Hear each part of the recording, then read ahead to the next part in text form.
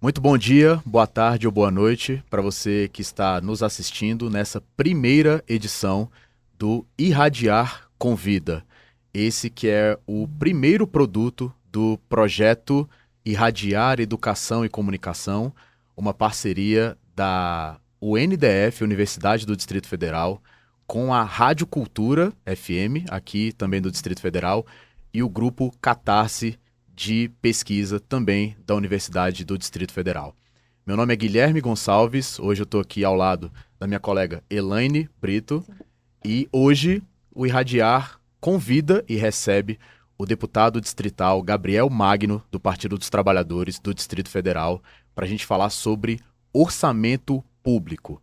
Mais do que falar sobre orçamento público, a gente quer falar sobre orçamento da educação pública do Distrito Federal. A gente te convida para esse bate-papo que a gente vai ter com o deputado, já agradecendo justamente ao deputado Gabriel Magno. Deputado, boa tarde. Lembrando, a gente está gravando à tarde, mas se você está assistindo de manhã, de noite, de madrugada, seja muito bem-vindo. Boa tarde, seja bem-vindo. Obrigado por ter aceitado o nosso convite. Realmente era um desejo nosso, é uma honra nossa estrear esse projeto e estrear esse programa com a sua presença. Muito obrigado. Bom, primeiro boa tarde também, né, Guilherme, Elaine, para quem está nos assistindo, o dia do qualquer horário do dia, bom dia, boa tarde ou boa noite. Esse é o bom lado bom da internet Sim, também. sim. Não, para mim é uma honra estar inaugurando esse programa. Eu tenho muito carinho pela Rádio Cultura. Acho que esse é um instrumento muito potente da nossa cidade, que precisa ser valorizado demais, né? Brasília é patrimônio cultural da humanidade. Então eu falo assim, nós precisamos absorver melhor o impacto e o significado que isso tem para a cidade do ponto de vista da potencialidade de desenvolvimento social, desenvolvimento econômico, desenvolvimento cultural. E acho que a gente tem muitos desafios para isso e a Rádio Cultura é um instrumento muito necessário para isso. Então tá aqui nesse lugar, nesse espaço, né, do Espaço Cultural Renato Russo também, que é tão simbólico para a gente que cresceu nessa cidade, ouvindo, consumindo cultura. Então, prazer enorme para falar de educação, um programa, um projeto da Universidade do Distrito Federal, que é outro grande avanço, né? Sim. Que nós temos aqui na nossa cidade e que precisa também cuidar muito bem, com muito carinho, com muita atenção e com orçamento público. Exatamente. Que nós vamos debater aqui também. Então é um prazer estar aqui hoje. Obrigado. Lembrando e explicando para você que está chegando aqui agora com a gente, o Irradiar Educação e Cultura é um projeto iniciado no curso de Pedagogia da Universidade do Distrito Federal e a gente tem hoje aqui a nossa representante justamente da Pedagogia da UNDF, que é minha colega aqui de bancada hoje, Elaine Brito. Elaine, boa tarde, seja bem-vinda também. Boa tarde. E brigadão pela honra de estar aqui com a gente. Imagina, é um grande prazer poder representar meus colegas, estudantes da UNDF, da Pedagogia, que precisam, né, desse bate-papo assim, de forma mais didática para que a gente consiga entender e interagir um pouco melhor com o orçamento público e com a educação aqui no DF. Lembrando para você, @irradiarofc, essa é a nossa arroba, é o nosso caminho nas redes sociais. Procure lá pelo nosso Instagram, procure pelas nossas outras redes sociais. Se você tem interesse em produtos voltados para comunicação, educação, cultura, especialmente como o deputado lembrou, a gente está aqui hoje na Rádio Cultura FM, no Espaço Cultural Renato Russo, filho pródigo de Brasília, líder de possivelmente a maior banda de rock da história do Brasil. Vem te falar de educação e de cultura com a gente. @irradiarofc. Hoje, o Irradiar convida o deputado Gabriel Magno para falar de orçamento público. O deputado Gabriel Magno é professor da Secretaria de Educação do Distrito Federal, foi eleito em 2022 com mais de 18 mil votos e atualmente é presidente da Comissão de Educação, Saúde e Cultura da Câmara Legislativa. Nesse sentido, deputado, a gente sabe que o senhor é uma liderança importante do DF para falar de orçamento público, especialmente dedicado à educação pública. O que é efetivamente orçamento público? De que forma ele se divide para a educação? De que forma ele pode se dividir para as várias áreas de educação? A gente fala de educação, mas é um universo gigantesco. Mas para a gente começar do macro mesmo, para a nossa audiência, o que é orçamento público vindo do senhor, hoje um representante eleito da nossa cidade? Bom, Guilherme e Elaine, mais uma vez, acho que esse é um debate muito importante, porque o orçamento, ele dá medo muitas vezes, né? Ele é muitas vezes tratado de maneira muito complexa, com terminologias, às vezes difíceis, né? Não presentes no dia a dia das pessoas e muitos números, né? Uhum, E eu sou professor de física uhum, da Secretaria de Educação, então a história com a matemática também é tabus, né? uhum, No processo educacional. Mas o orçamento ele pode ser resumido como ele é um instrumento que organiza o planejamento e a gestão de qualquer entidade, organização, e no caso do governo, né? No caso do governo do Distrito Federal, da União, dos municípios. Então, ele é esse instrumento de planejamento e de gestão. O que tem dentro do orçamento? Tem tudo que o governo vai arrecadar e tudo que ele vai gastar. Então, basicamente uma peça, em tese, muito simples, né? Mas muito importante. Eu digo que o orçamento talvez seja a principal lei que nós temos hoje. Porque é lá que nós estamos falando se as necessidades das pessoas elas vão ser atendidas ou não. uhum, As demandas, né, que a população espera de um governo vão ser atendidas. Essas demandas elas têm que caber dentro do orçamento. É o uhum, orçamento que é esse instrumento responsável e ele vai orientar, né, o governo, no caso do orçamento público, o governo aquilo que ele tem capacidade de arrecadação, potencial, e aí tem que se organizar as estruturas para poder fazer essa arrecadação. Por exemplo, a grande parte da arrecadação hoje de um orçamento público de um governo são os impostos, uhum, né, que todos nós pagamos, né, desde que a gente trabalha, uma parte é descontada para imposto, quando a gente vai no mercado e compra um produto, você também está pagando imposto. Então é preciso que o governo, então o Estado, organize dispositivos e mecanismos para garantir que esses impostos que nós estamos pagando sejam recolhidos, sim. né, e entrem no caixa lá na conta do governo. E é ali no orçamento também que vão estar desenhado o que o governo pode fazer, né? O que o governo pode pegar desse recurso que ele está arrecadando e aonde ele pode gastar, Uhum, né? Aonde ele pode investir. Então, na educação, na saúde, na cultura, na segurança pública, no meio ambiente, na preservação, enfim. Ele é esse conjunto de peças. E aí eu queria fazer só um parênteses. Quando a gente fala de orçamento, de fato, como ela é essa peça tão importante, não é à toa que muitas vezes ela fica num debate muito restrito, né? Então a gente vê orçamento secreto, uhum, a gente escuta dizer assim, né? O orçamento tá ali na comissão. E nós já tivemos aqui em Brasília, inclusive, experiências que, na minha opinião, são muito exitosas, do chamado orçamento participativo, que era uma política pública, né, de um governo. Ele foi instaurado no Distrito Federal em 95. Foi a primeira vez que o DF teve essa experiência do orçamento participativo, que foi um processo muito importante para a cidade.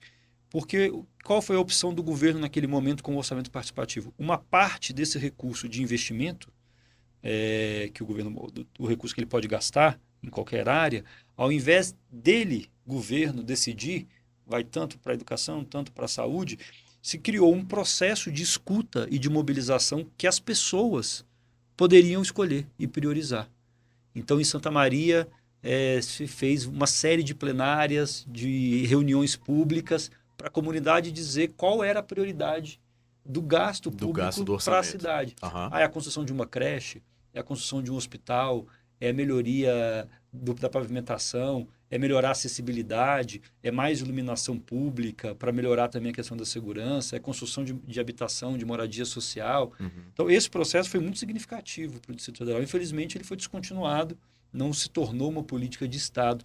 Eu faço isso, esse destaque, porque eu acho que quanto mais a gente democratiza o orçamento, não só o debate, mas a possibilidade da participação direta das pessoas, eu acho que a gente vai se apropriando daquilo que é nosso, né? Quando de novo, a gente fala orçamento, nós estamos falando... Não, não só da terminologia que às vezes fica batida no Sim, noticiário, o senhor comentou orçamento secreto e tal. Todo mundo escutou falar do orçamento secreto, mas exatamente. não necessariamente as pessoas sabem o que Entendem é o o que orçamento é, secreto. né? O que estava por trás Uhum, daquilo, porque de fato o debate do orçamento, acho que no Brasil, no mundo todo, mas no Brasil especialmente, ele ainda é muito restrito a uhum, pequenos grupos, né? Então, a democratização desse debate, mas não só do debate, mas de permitir que as pessoas opinem sobre o orçamento, elas decidam para onde vai ser aplicado o recurso. É óbvio que quando a gente vai às urnas, né, e elege governador, presidente da República, agora o prefeito, deputados, vereadores, uma parte desse voto nosso é vou chamar assim, a gente está autorizando, né, ou delegando para que essas pessoas também possam fazer o debate sobre orçamento, que óbvio, tem ritos legais, procedimentos, é votado na Câmara dos Deputados, é votado aqui na Câmara Legislativa, enfim, tudo isso tem regras legais, mas é possível criar instrumentos para democratizar, para dar mais acesso às pessoas. Eu sou um defensor fervoroso disso. Eu acho que quanto mais a gente devolver o orçamento para as pessoas e fazer com que as pessoas opinem, né, sobre as suas prioridades, a sua realidade, a sua inserção no território, primeiro, mais chance a gente tem, inclusive, de combater a corrupção. Né? Porque um orçamento transparente, um orçamento participativo, que a população ela possa, inclusive, fiscalizar aquilo que está sendo executado, torna mais difícil qualquer desvio de conduta ou, enfim, que a gente, às vezes, também na política tem visto tanto, né? Esse processo do desvio do dinheiro público, que é o debate também do orçamento. Sim. Mas eu acho que a gente é mais assertivo a capacidade de melhorar a vida das pessoas. Então, o orçamento é isso. Na prática, o orçamento público ele é esse instrumento, né, de planejamento, de gestão, que diz, bem simplesmente, o que entra e o que sai para onde é destinado. E para onde vai. Tá certo. Ok. O senhor poderia nos falar um pouquinho sobre o orçamento, de que maneira ele é pensado, como que ele é dividido, quais são as áreas responsáveis por essa divisão, por essa destinação das verbas do orçamento, como que funciona tudo isso? Então, aí nós temos as normas, né? Então, por exemplo, nós vamos votar agora em dezembro na Câmara Legislativa a LOA, que é a Lei Orçamentária Anual, que é o orçamento propriamente dito do ano que vem. Então, a LOA de 2025. Então, o orçamento do governo, ele é sempre votado no final do ano anterior para o ano que vem. Então, esse orçamento, ele, por ser um orçamento que é votado anteriormente, como ele é uma peça de planejamento, por isso faz sentido votar antes, ele precisa seguir algumas normativas, né? Então, a própria Constituição Federal, que determina uma série já de questões sobre o orçamento. Vou dar um exemplo aqui. A Constituição diz que os estados e municípios, por exemplo, não podem deixar de investir um mínimo na área da educação e na saúde, e determina o valor disso. Então, no caso da educação, né, para os estados, 25% dos estados e municípios daquilo que é de receita própria do estado. Não pode nenhum estado e município estar autorizado ao montar uma peça orçamentária a destinar menos de 25% daquilo que arrecada, porque isso é uma regra constitucional. Sim. A Constituição coloca, então todos os orçamentos são votados nas casas legislativas no Brasil inteiro, nas câmaras de vereadores, nas assembleias legislativas e na Câmara, precisam respeitar essas normas. Segundo, o PPA. O PPA é o Plano Plurianual. Ele é votado também a cada 4 anos. Ele é um planejamento de médio prazo que os governos apresentam, que a sociedade também discute, o parlamento vota, que dá linhas gerais de quais serão as prioridades, as metas a alcançar, né, naquele período de 4 anos. Então, as LOAs, né, as peças orçamentárias, elas também precisam ser compatíveis com esse planejamento com o PPA. E aí eu volto a dizer da história da participação popular, porque agora, recentemente, né, no governo federal, se estabeleceu uma novidade também, que foi o PPA participativo. Então, o governo federal fez no ano passado plenárias no Brasil inteiro para se discutir com a população o planejamento estratégico de médio prazo, nesses 4 anos, do orçamento público da União. Então, quando você também faz o processo de participação já do planejamento anterior, nos PPAs, ajuda muito a isso ter reflexo quando a gente vai para o orçamento propriamente dito. E a LDO, que é a Lei de Diretrizes Orçamentárias, que ela é aprovada no meio do ano. Então, ela já foi aprovada, né? Nesse caso, a gente aprovou em junho, e como o próprio nome diz, são diretrizes orçamentárias. Sim. Depois o orçamento tem que fazer sentido, porque você tem aí previsões de receita, de arrecadação, que podem ser frustradas ou não, né? O governo também tem várias políticas, por exemplo, uma delas, a gente até agora virou um debate público importante, por isso que eu digo da questão da transparência fundamental, do corte de despesas. Né? Esse debate está acontecendo no nível nacional, o governo precisa cortar despesa, precisa cortar gasto, tem uma pressão de um setor muito grande sobre o governo, que é preciso cortar os gastos, o governo está gastando muito. E aí sempre se diz, tá, vamos cortar da onde? Né? E aí agora eu acho muito importante o que o governo federal fez, de pela primeira vez o Ministério da Fazenda disponibilizar os números das desonerações fiscais, das renúncias fiscais. Porque quando a gente falou no início, né, o orçamento é da onde que entra o dinheiro e da onde sai o dinheiro. Então, uma das portas de o dinheiro não entra estão nas renúncias fiscais. Esse é um instrumento legal. Os governos sempre fizeram, fazem, né, são instrumentos que têm previsibilidade, têm normativa, que o governo pode falar assim, olha, você me deve um imposto, mas eu não vou te cobrar esse imposto. Uhum. Então, eu estou renunciando de uma receita que eu teria, e essa renúncia pode ser de vários motivos. Né? E com a exposição desses dados, ficou evidente que uma parte significativa do orçamento público nacional hoje está indo para setores que não devolvem para a sociedade. Então, nós estamos vendo, né, hoje no Brasil, nós temos mais de 500 bilhões de reais de renúncia fiscal. 500 bilhões de reais de renúncia fiscal significa que está deixando o Estado de arrecadar 500 bilhões de reais que poderiam depois virar despesas sociais, na educação, na saúde, enfim, em qualquer área. E onde estão essas renúncias? Onde estão? Quem são os maiores beneficiados dessa política que nós estamos vendo agora? Grandes empresas, né? E você fazer renúncia fiscal para a empresa pode ser uma política importante, desde que você estabeleça contrapartidas muito objetivas.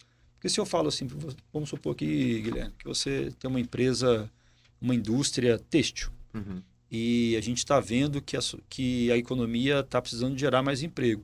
Então, isso pode ser uma política industrial do país.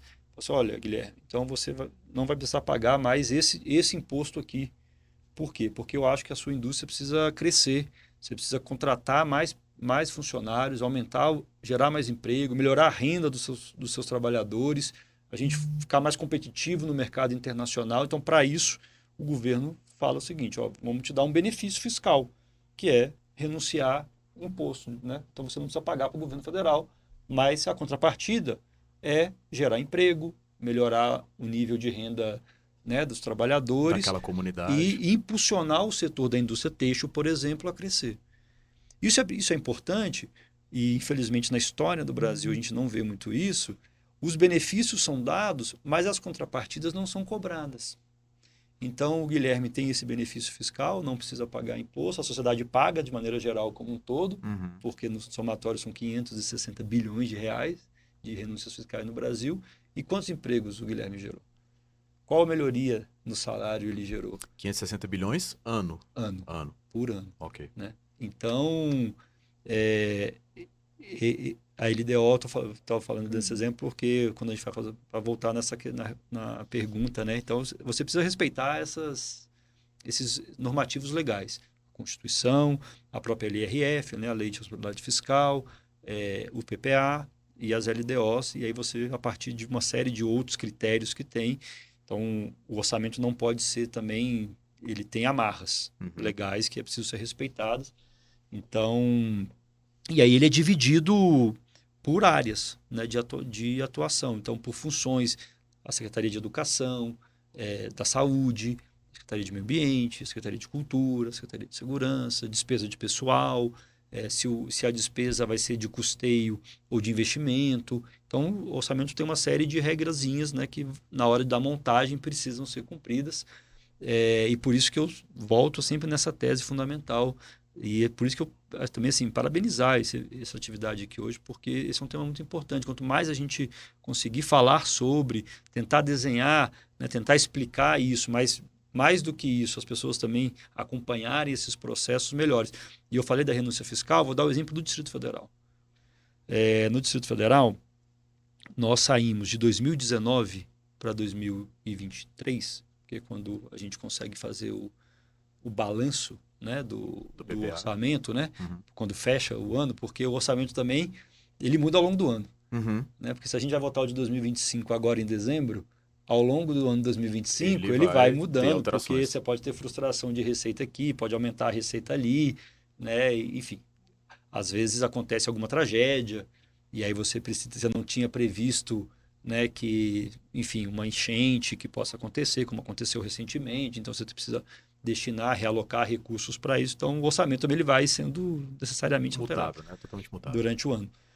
Então, no Distrito Federal, nós, em 2019, tínhamos como renúncia fiscal no orçamento 1 bilhão e 800 milhões de reais. Esse era o peso da renúncia fiscal no DF em 2019.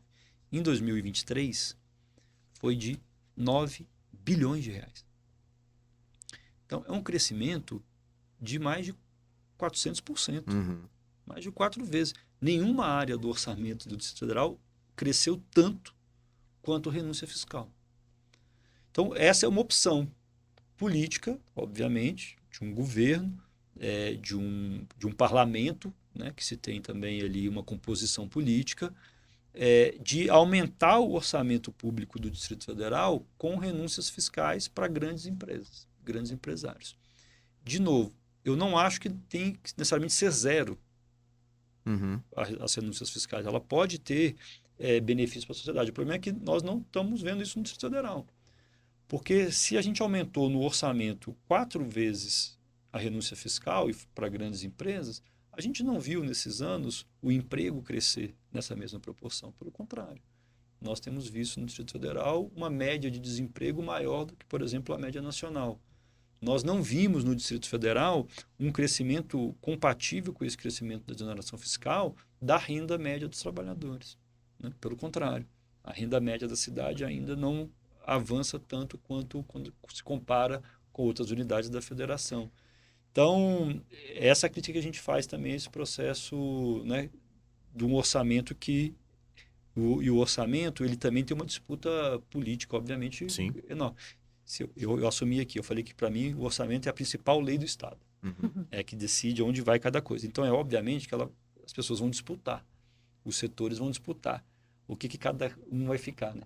Então, se ali é o espaço e ali é o lugar que a gente decide para onde vai o recurso público, então as pessoas vão disputando também esse recurso público, que é o maior montante de recurso disponível no país, né? A capacidade do Estado de arrecadação, enfim, de investimento.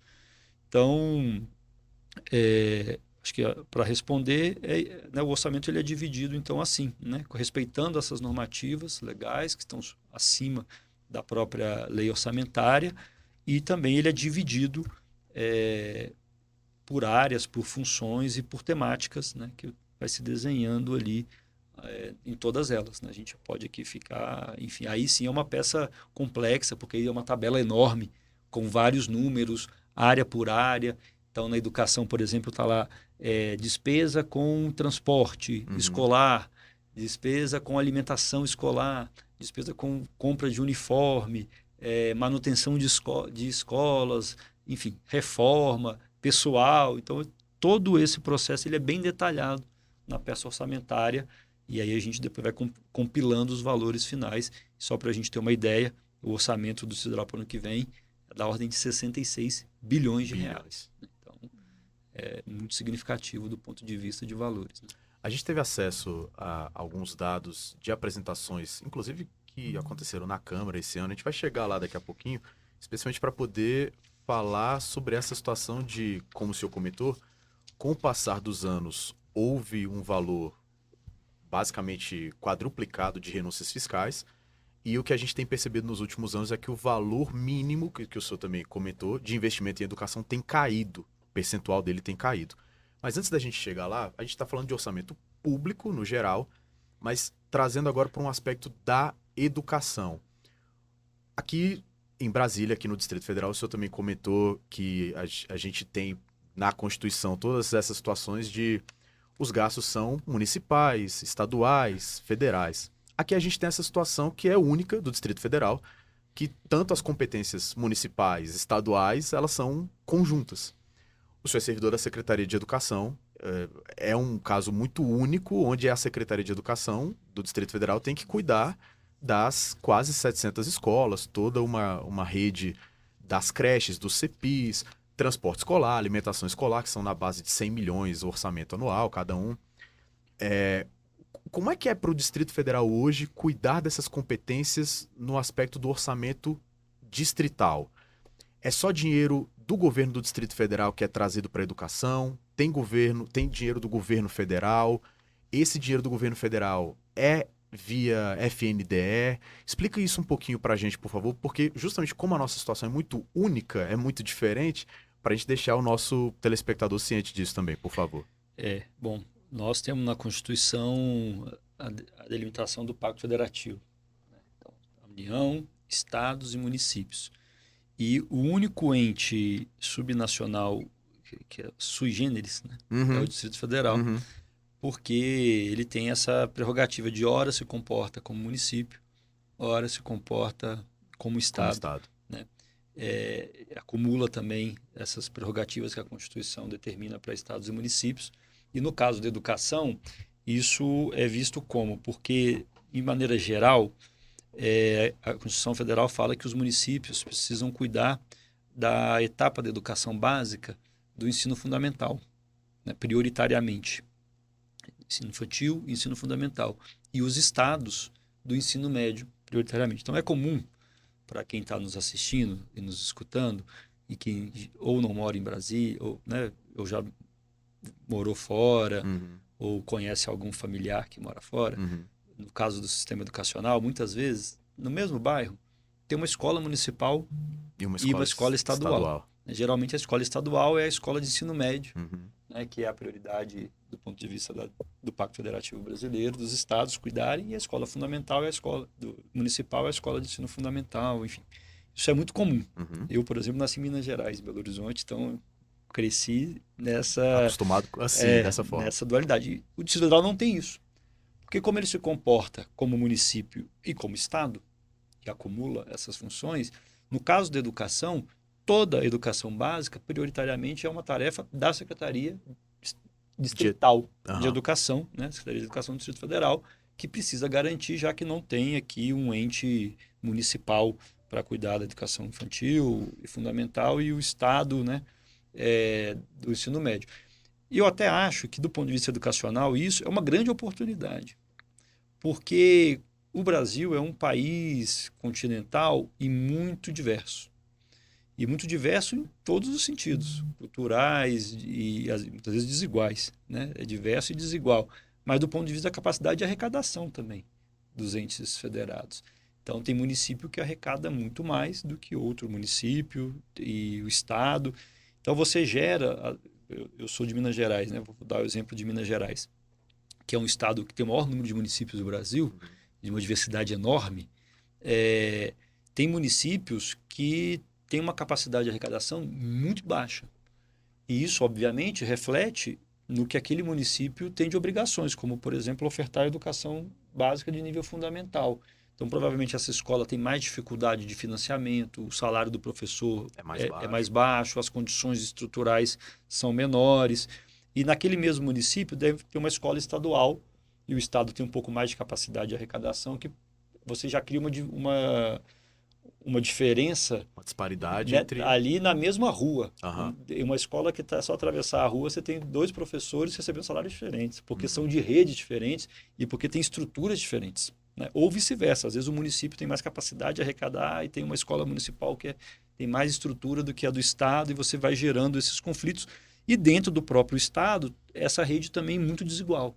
Né? Uma escola municipal no norte que tem uma qualidade, uma estrutura, uma capacidade de financiar, e uma escola no sul do Estado que tem uma realidade completamente diferente. O Distrito Federal não tem isso, né? Por ter uma rede própria, única.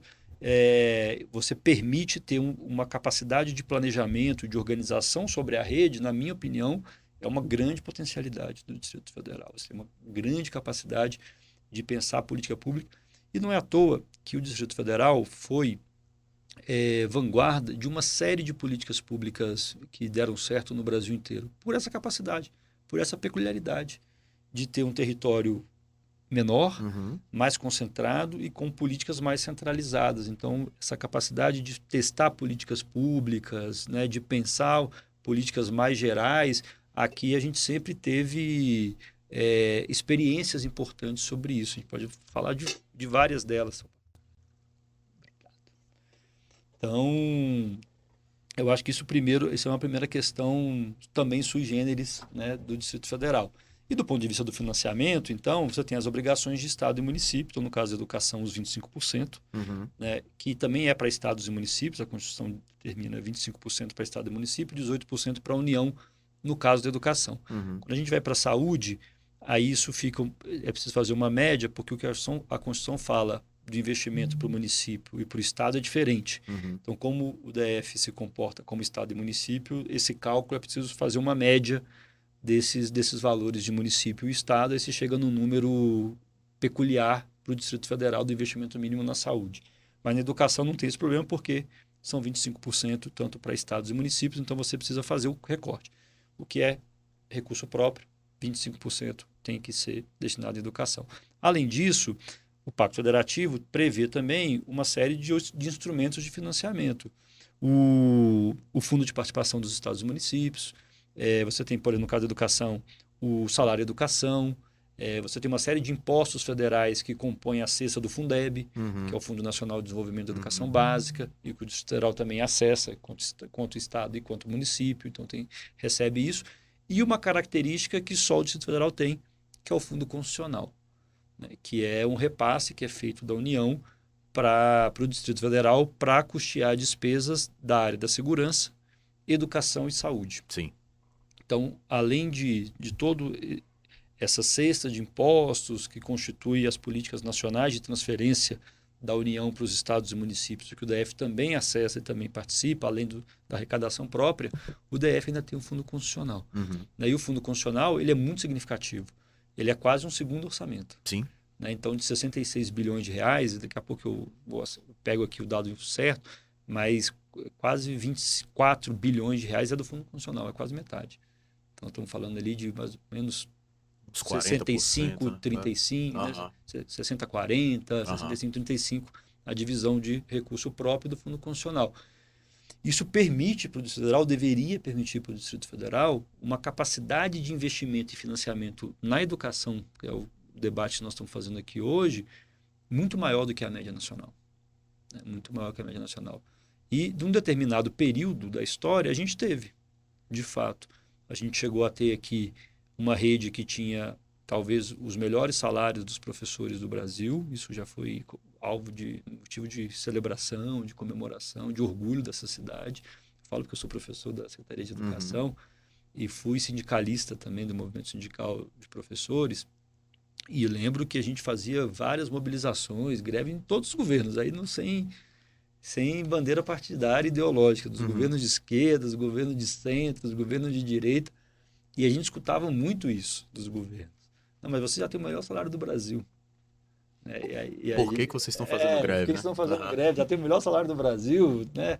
Imagina lá em Goiás como é que é difícil, em Minas Gerais. Né?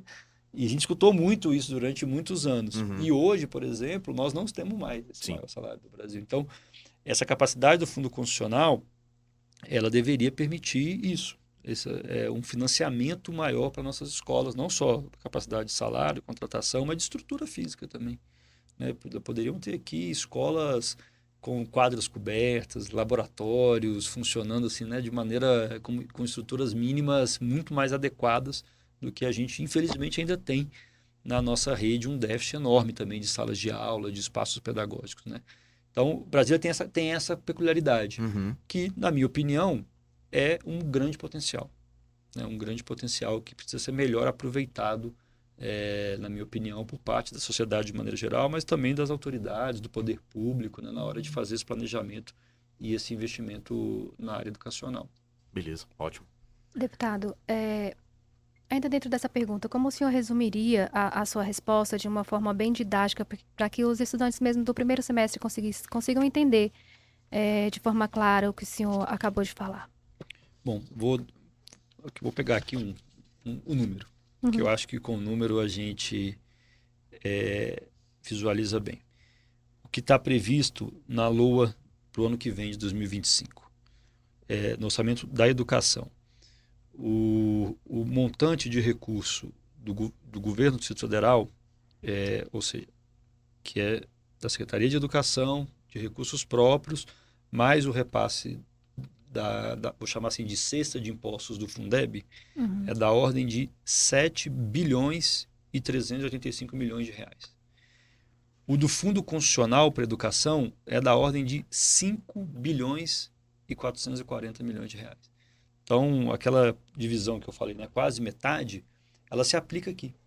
Então, quando a gente monta o orçamento do Distrito Federal, nós estamos vendo que, do ponto de vista do que é os 25% que a Constituição obriga, né, você teria uma capacidade com o Fundo Constitucional de ter um incremento ainda maior no investimento da educação. Então, hoje nós temos, só do Fundo Constitucional, 5 bilhões e 400 milhões de reais. E aí o que eu falo, para tentar ilustrar para as pessoas, quem está no primeiro semestre, que eu falo, a gente está perdendo essa oportunidade. Olha, nesse ano de 2024, o repasse do Fundo Constitucional para a Educação foi de 5 bilhões e meio. E o Fundo Constitucional foi de 23 bi. Então, para o ano que vem, o Fundo Constitucional cresceu, vai ser de 25 bi, então cresce 2 bilhões de reais o Fundo Constitucional. E a parte que vai para a educação, ao invés de aumentar nessa mesma proporção, para quem está nos acompanhando, esses 2 bilhões significa 7,8% de crescimento. Uhum. Então, em tese, né, na hora de planejamento orçamentário, você deveria, como o Fundo Constitucional é segurança, saúde e educação, se está crescendo no bolo 7,8%, 7,8 para a educação, 7,8 para a segurança, 7,8 para a saúde. O governo federal fez uma opção. E aí o da educação diminui 1%. Nós saímos de 5,5 bi do ano passado, esse ano, 2024, para ir para 5,4 bi para o ano que vem. Esse é o orçamento que nós vamos votar, que está lá na Câmara Legislativa. Então, acho que para quem está nos assistindo, essa é a dimensão.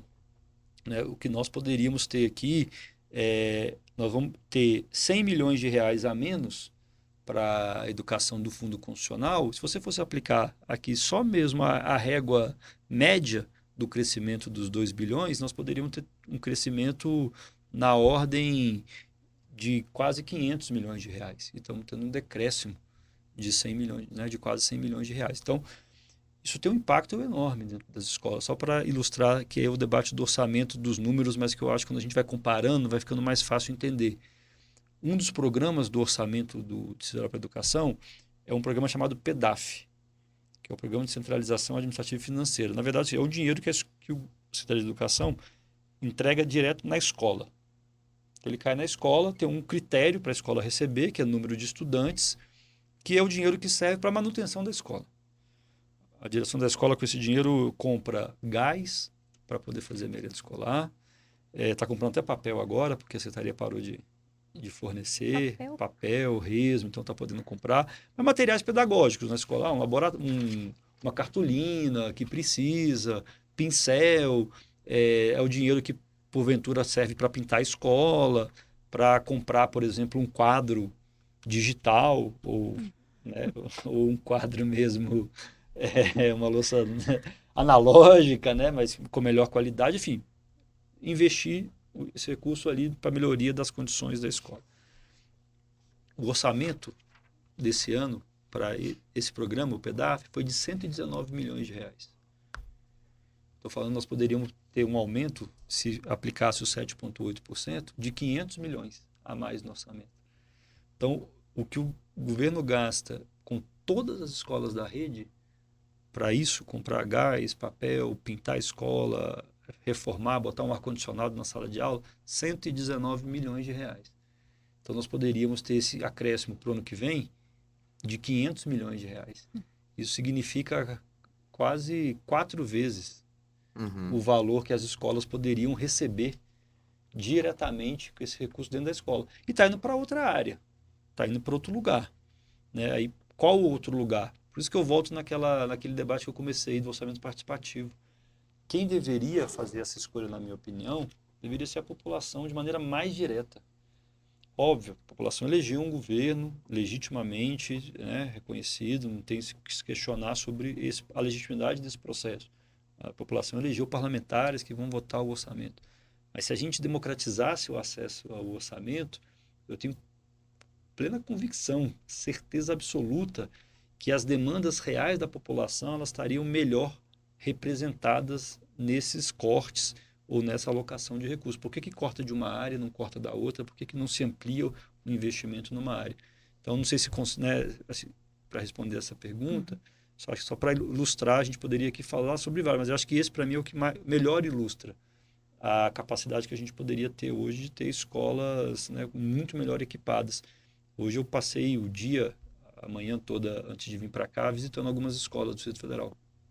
E a gente vê muita dificuldade ainda, né, assim, do ponto de vista do conforto térmico das salas de aula. A gente viveu esse ano, né, um processo a maior seca da história Sim. do Distrito Federal. Como foi duro, né, para professores e estudantes conviverem com salas sem nenhum conforto térmico, com muitas dificuldades, sem ventilação adequada, sem acústica adequada, salas ainda superlotadas, muitas escolas que ainda não têm refeitórios, né, e a alimentação escolar é um processo muito fundamental, né, da educação ali, todo mundo... e aí você não tem um refeitório para comer, você geralmente ou come dentro da sala de aula, ou em pé, espalhado pela escola, isso faz diferença. Eu, de novo, sou professor de física. São raríssimas as escolas que têm laboratório de ciências, laboratório de física bem equipados, laboratórios de robótica. Para ser mais específico, é rara a escola que tem um professor efetivo de física. Né? Exatamente, além de faltar o professor lá na ponta, né? Laboratórios, isso, de informática, de robótica, porque acho que para quem está no primeiro semestre de pedagogia, estudando e vai entrar na carreira da educação, a gente falou muito sobre o IDEB, né? O resultado do IDEB que saiu, a lista. E eu tenho muita crítica ao IDEB, porque eu não acredito que política educacional, política pública se faz com ranking de escola. Porque se você ranqueia a escola, qualquer critério que você usa, você vai ser injusto de alguma maneira. Porque uma escola vai ficar em último. E o que significa ficar em último lugar? Significa que os estudantes são mais burros do que os outros? Não existe. Né? Significa que os professores são mais incompetentes do que os outros? Né? Qual que é? Ranquear serve para quê no processo educativo? Na minha opinião, não serve para nada. Mas a principal notícia que a gente viu com o resultado do IDEB foi o quê? Quem foi o primeiro lugar? Né? O primeiro lugar saiu em todos os jornais. E qual que é a diferença do primeiro lugar para o resto? Financiamento. Porque quando a gente compara, inclusive, a escola pública com a escola particular, o problema da escola pública e da particular se dá, na minha opinião, no financiamento. Não porque é pública ou particular. Porque a média da escola pública é melhor do que as escolas particulares, porque tem mais financiamento. Porque aquela escolinha lá de bairro, que às vezes é até comunitária, que tem uma mensalidade, né, de R$250, R$300, ela não tem capacidade de contratar também e pagar bons salários para os professores, de ter uma estrutura física adequada. A escola pública muitas vezes é superior do ponto de vista de estrutura, entrega mais resultados do que essa escola. Ela perde para quais? Para aquelas que têm um superfinanciamento, seja de mensalidades altíssimas, né, 6, 10 mil reais, mas seja também porque essas escolas, na verdade hoje no Brasil, essas escolas não são só escolas, né, elas são comandadas por grupos, conglomerados econômicos muito fortes, que têm uma capacidade de financiamento enorme. Então você compara, como é que você compara uma escola que não tem um professor de física muitas vezes, com uma escola que tem, ao se matricular, todo estudante ganha um tablet, por exemplo. Então é aí que está a diferença do abismo, que, de novo, parte pelo financiamento. Então por isso que eu acho que, quando a gente fala em financiamento da educação, nós estamos falando disso. Nós estamos falando de capacidade de montar uma rede pública de uma escola que tem que atender, hoje no DF, quase 500 mil estudantes matriculados. Essa ordem de grandeza é muita gente. Se a gente pegar aqui, a população do Distrito Federal são o quê? 3 milhões de habitantes, né, com o último censo, nós estamos falando de um sexto da população que está diretamente dentro da escola todo dia. Indiretamente, deve passar da metade. Né? Se você conta pai, mãe, o pai que vai né? buscar, a mãe que vai a buscar, família que está ao redor daquele estudante ali. Então, é muita gente. A educação é a principal política pública do Estado. São 704 escolas públicas, sem contar as conveniadas, são a maioria de creches, né, que são gratuitas, públicas, mas não são conveniadas, né, não é gerida pelo governo. É por uma entidade, o governo repassa recursos. Então, se você contar elas, dá mais de 800 escolas. Nenhuma política pública tem esse número de equipamentos. A saúde não tem, não chega perto. A assistência social não chega perto. A segurança pública não chega perto. Então, você tem uma escola em cada lugar do Distrito Federal. E aí a escola tem uma capacidade, por isso que eu falo que tem muita emoção desse processo, ela tem uma capacidade de irradiar política pública. A escola é mais do que só o atendimento educacional. Porque se uma família, por exemplo, perde o Bolsa Família, a mãe bate aonde? Na secretaria da escola. Sim. Porque não tem o CRAS. Uhum. O CRAS não é esse equipamento capilarizado, pulverizado. Então ela vai na escola. Ela vai lá na secretaria perguntar, mas por que meu Bolsa Família Foi bloqueado. foi bloqueado? Tem alguma documentação? E aí se vira lá o diretor da escola para tentar poder responder. achar, buscar um assistente social, Uhum. né? Se o filho ali está com algum problema de saúde e não está conseguindo atendimento numa UBS, numa UPA, é na escola também que muitas vezes bate lá a mãe, o pai preocupado, olha, minha filha está com problema, tá não sei o que, está doente, não está conseguindo vir na aula, mas não está conseguindo atendimento na rede de saúde. Então a escola vira um pouco desse aparato também social forte, de segurança, a mesma coisa, né? Os problemas. Então, fortalecer essa política pública com profissionais, com estrutura, ela é fundamental porque ela tem essa potencialidade, né, de irradiar e de atingir a cidade de outras maneiras. Inclusive num tema que muitas vezes parece que não tem, mas a escola também afeta, da própria mobilidade. Né? Quando tem férias, o trânsito melhora. Né? Todo mundo comemora assim, hoje não tem aula, dia do professor. E Sair de o casa contrário também, né? As aulas voltaram essa semana. Lascou, o trânsito Afamento parou maior, todo né? demais. Então, porque a escola tem essa capacidade. E aí também gera outros problemas, né? Porque se tem esse impacto no trânsito muitas vezes, também pode ser um alerta para um outro problema. Está faltando escola mais perto, né? Da moradia das pessoas, que as pessoas estão tendo que se deslocar e para isso usar um carro, né? Ou ter que sair de casa para poder chegar na escola. Quanto a isso, os estudantes da UNDF sabem bem. Exatamente, a UNDF é um problema desse, né? Talvez Sim. estrutural, essa dificuldade do acesso. Então, a política educacional ela é muito complexa, né? E ela dá conta de vários outros problemas da cidade ou soluções, né?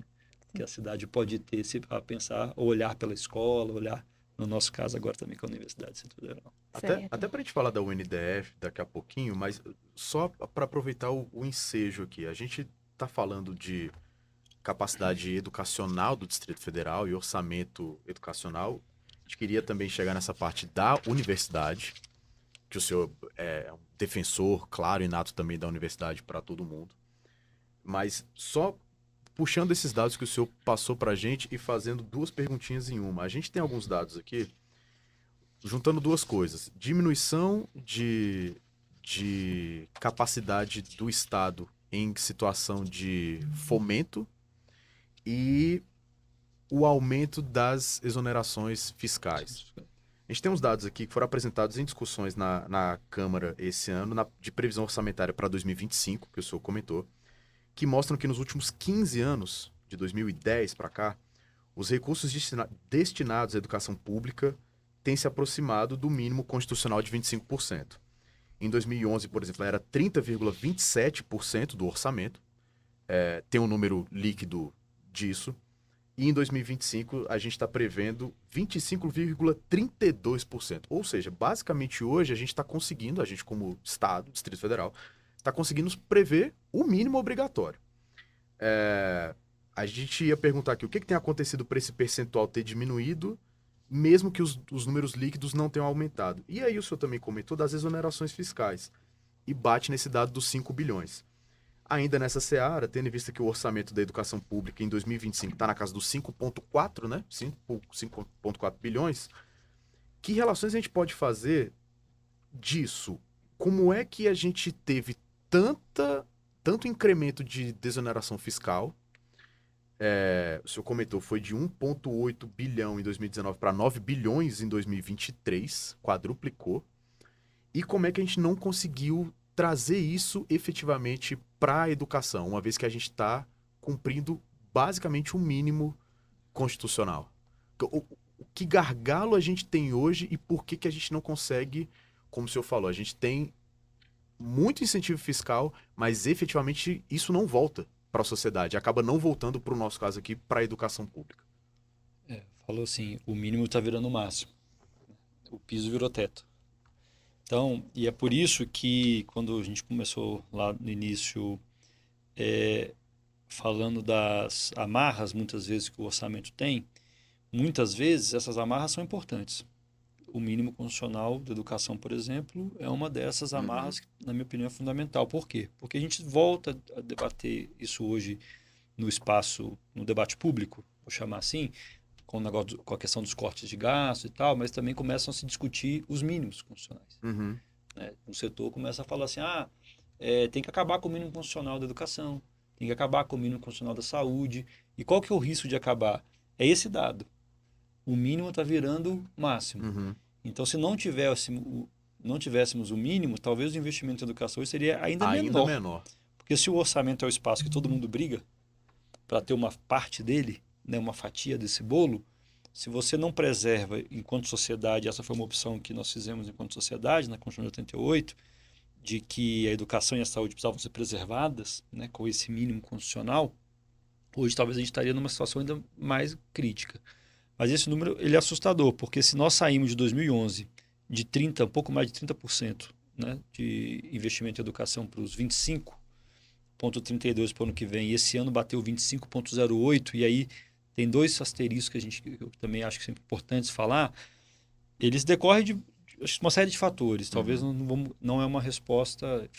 Essa é a pergunta de R$ 1 milhão de dólares, né? Se alguém tivesse. Já estava resolvido. Já estava resolvido. Mas aqui eu vou trazer, enfim, um pouco de impressões e de alguns elementos que eu acho que ajudam a explicar. O primeiro é que nós temos também no Brasil, no arcabouço jurídico legal, que tem a ver com o orçamento, no caso da educação, o Plano Nacional de Educação e o Plano Distrital de Educação. São planos decenais, esse está vigente ainda, então esse é o último ano de vigência, na verdade prorrogou por mais um ano, então fica até o ano que vem, é o último ano de vigência do Plano Nacional de Educação e do Plano Distrital de Educação. Por que eu estou destacando eles? Porque tanto o PNE quanto o PDE tem na sua meta 20 a meta de orçamento e financiamento da educação. No PNE, a meta é 10% do PIB, que é o Plano Nacional de Educação, nós não vamos atingir. Então, nós vamos ficar em torno de 4,5%, 5% de investimento do PIB em educação no Brasil inteiro. E no Distrito Federal, a lógica foi parecida com o PNE, porque os 10% era porque lá em 2015 era em torno de 5 e alguma coisa, então era uma lógica de dobrar.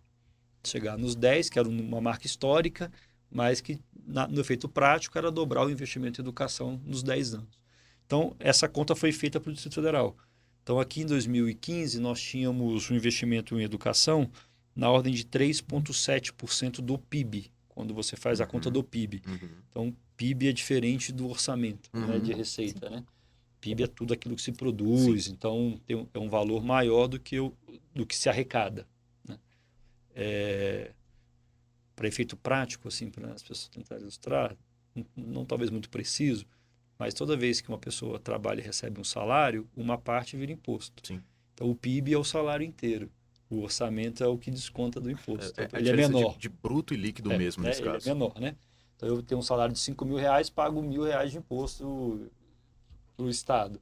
Então, os R$1.000 é o que compõe o orçamento. Os 5.000 que eu ganho compõem o PIB. Então, acho que ajuda a desenhar um pouco a diferença. Por isso que do PIB é 3%. E os 25, né, que você falou lá, são díspares, assim, né? Grandes diferentes.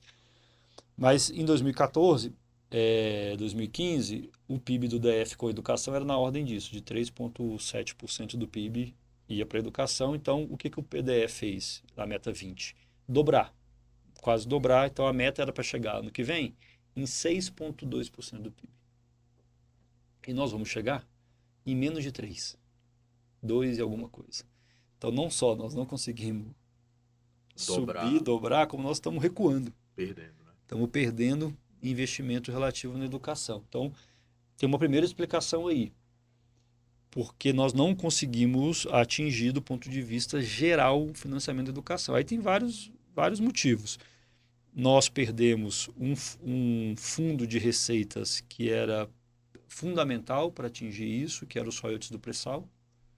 É importante dizer, né, que em 2016, com o governo Temer, foi mudada a política de exploração do petróleo e do pré-sal brasileiro, né? Então, se retirou na política de royalties recursos volumosos que, pela legislação anterior, iam os royalties para a educação e para a saúde, uma parte significativa para a educação, que ajudaria a Aumentar esse bolo. atingir, a chegar lá nos 10% nacionalmente, então, obviamente, nos repasses também para os estados e municípios. Isso é um elemento que ajuda a explicar. O segundo é o próprio teto de gastos, né? O teto de gastos que foi imposto, a emenda constitucional 95, que delimitou a capacidade do Estado aumentar os investimentos na área social, preservando as despesas primárias, então, e limitando elas. Então, porque eu falo assim, como o desafio educacional, do financiamento educacional brasileiro, ele é importante, se vocês me permitirem fazer um parênteses aqui, histórico, é breve, porque a gente escuta muito, fala assim, a educação antigamente era melhor. Isso é uma fala recorrente em vários espaços, né? Quando você conversa com meu pai, com minha avó, a educação na minha época era boa, a escola pública era boa.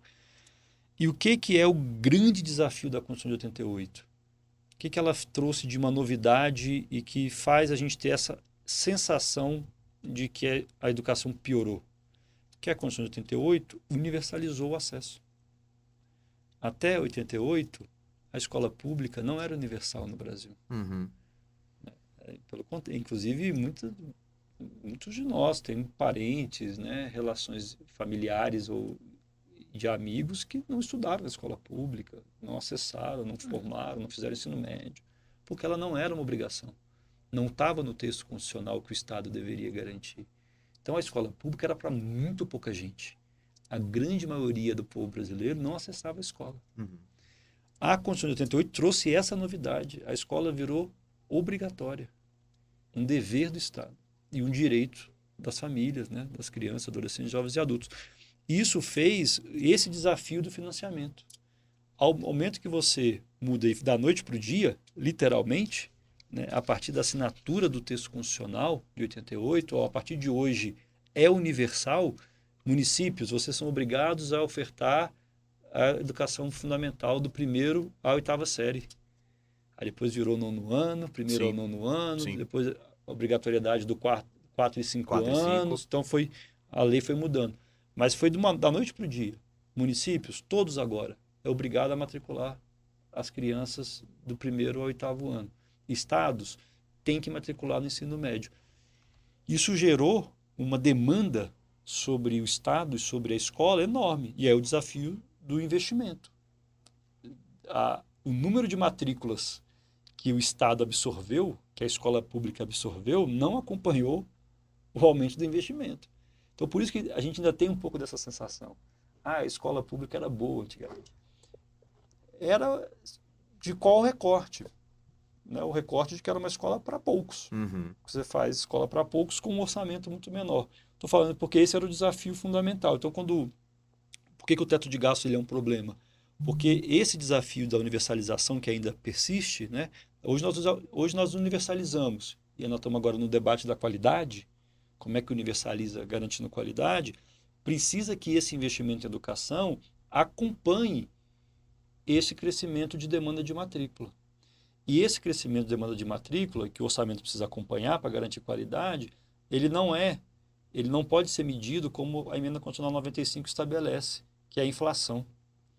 O investimento da educação, ele precisaria necessariamente crescer acima da inflação, porque ele tinha uma história de prejuízo, vamos chamar assim, de déficit histórico, que ele precisaria compensar. Então, você precisaria aumentar acima da inflação, porque só acima da inflação, só o limite da inflação, você está ficando do mesmo tamanho. No mesmo espaço, né? No mesmo espaço. Lugar. Então, a emenda constitucional 95, na minha opinião, é um outro motivo que ajuda a explicar como que foi fechando a torneira da escola, como foi fechando a torneira do orçamento do investimento na educação pública brasileira, básica e superior. Então, tem vários outros processos e tem esse que aí, na minha opinião, esse é uma opção. O orçamento não é infinito. O orçamento federal é 66 bilhões de reais. Ele não é infinito. Então, não dá para fazer todos os nossos sonhos, vontades, né? Você precisa, de novo, primeira pergunta que eu fiz aqui, né? Resposta. O que é o orçamento? É um instrumento de planejamento e gestão. Do que recebe, do que gasta. Então, ele não é infinito, ele precisa ter planejamento e ter gestão, então tem que ter escolhas que você faz sobre isso. Aí eu divirjo, quando a gente olha para o orçamento hoje federal, dessas escolhas que estão sendo feitas. Se você tem 9 bilhões de reais de renúncia fiscal e o orçamento da educação, vou pegar aqui, ó, de recurso próprio do governo do Distrito Federal, é de 7,3 bilhões de reais. Então, estou tirando o fundo constitucional. Nós temos mais, o bolo e a fatia do orçamento federal é maior para as renúncias fiscais do que o que se investe com educação. Pagamento de salário, manutenção de escola, construção, enfim, todos os programas educacionais que nós temos hoje. Essa é uma opção. E, de novo, Gabriel, mas esses 9 bilhões é difícil cortar, porque sempre foi assim. Não, em 2019 era 1,8. Então, essa curva do crescimento recente da história, isso foi uma opção política, isso foi uma opção na hora de você montar quem vai ficar com o quê do orçamento, que ajuda a explicar por que nós estamos hoje no mínimo do mínimo. E, na prática, nós temos uma tese, uma representação no Tribunal de Contas, inclusive, que nós estamos abaixo do mínimo. Porque dentro desse orçamento, que está em 25,32%, se você pega os 25%, esse 0,32% significa 160 milhões de reais a mais. É isso que nós estamos ultrapassando. Só que o governo fez uma inovação para esse ano. Eles colocaram dentro do orçamento da educação o passe livre. Que é da ordem de 300 milhões de reais. Então, se nós estamos passando 160 milhões do mínimo, que é o 25%, mas contando os 300 milhões do passe livre, se você tira os 300 milhões do passe livre, você tem um déficit, na verdade... Que, em tese, era um orçamento anteriormente destinado à Secretaria de Mobilidade. De Mobilidade e Transporte. Sempre foi. E não é sempre foi porque a gente quis que fosse, porque a lei fala que é. O arcabouço legal, eu falei que o orçamento ele precisa respeitar as leis. Então, a lei determina que toda a gratuidade do sistema de transporte público do Distrito Federal será custeado pelo próprio sistema, pela Secretaria de Transporte e Mobilidade. Então, todas as gratuidades, passe livre, a gratuidade de idoso, gratuidade de PCDs, toda a gratuidade do sistema, a lei determina que ele tem que ser custeado pelo próprio sistema. E quem paga isso somos nós mesmos, no sistema de mobilidade do Distrito Federal. Seja com a tarifa usuário, né, quando você paga a bilhetagem toda hora que você entra no ônibus, no metrô, seja com a tarifa técnica, que são esses 300 milhões. Então, o governo fez essa manobra fiscal, orçamentária, de colocar os 300 milhões na educação para poder atingir o mínimo constitucional. Só que esse recurso, do ponto de vista orçamentário, não pode ser contabilizado, porque a lei não permite. Então, tem, além de tudo, uma manobra, do nosso ponto de vista, ilegal, que está sendo feita. Nós estamos questionando o Tribunal de Contas, o Ministério Público, mas que tem, além da questão legal, o efeito prático. Porque nós estamos colocando, para atingir o mínimo constitucional dos 25%, que é uma obrigação, 300 milhões de reais do passe livre, que não deveria estar aqui, é dinheiro da escola. De novo, vou dar o mesmo exemplo do PEDAF. O PEDAF são 119 milhões. 300 milhões de reais são quase 3 PEDAFs. É quase 3 vezes a capacidade que as escolas teriam de investirem na sua própria estrutura. Basicamente, irem se custeando dia após dia. De ter uma escola melhor, uma escola mais bonita, uma escola com mais... Então, além do debate da legalidade, que às vezes é o debate chato do orçamento, né? Mas a lei diz que tem que ser lá na pastinha do transporte, não na pastinha da educação. Tem um efeito prático. O orçamento tem um efeito real na vida das pessoas. É 300 milhões de reais a menos que deveria, pela lei, estar lá para a escola diretamente. Poderia melhorar a merenda, para quem está nos escutando e tem filho na escola pública, eu tenho 3 na escola pública. Poderia melhorar a merenda escolar, a qualidade do uniforme, poderia construir uma escola mais perto de casa e o filho não ter que pegar transporte escolar, ou, enfim, o carro para atrapalhar também o trânsito, ou mesmo o próprio passe livre, né? Apesar de que o passe livre não é só para ir para a escola, Sim. né? Também para vir aqui no espaço cultural Sim, aqui de Renato também, que é Russo, fundamental né? também. Para poder curtir outras coisas. Sim. Aliás, a experiência da juventude é essa. Então, é 300 milhões de reais. É um recurso muito considerável. De novo, é quase 3 vezes o que as escolas recebem já hoje do governo para poder se sustentarem e manterem a estrutura que a gente tem hoje. Deputado, eu queria parabenizar o senhor por sua consciência em deixar os seus filhos na escola pública, coisa que a gente vê pouquíssimas, é muito raro, né?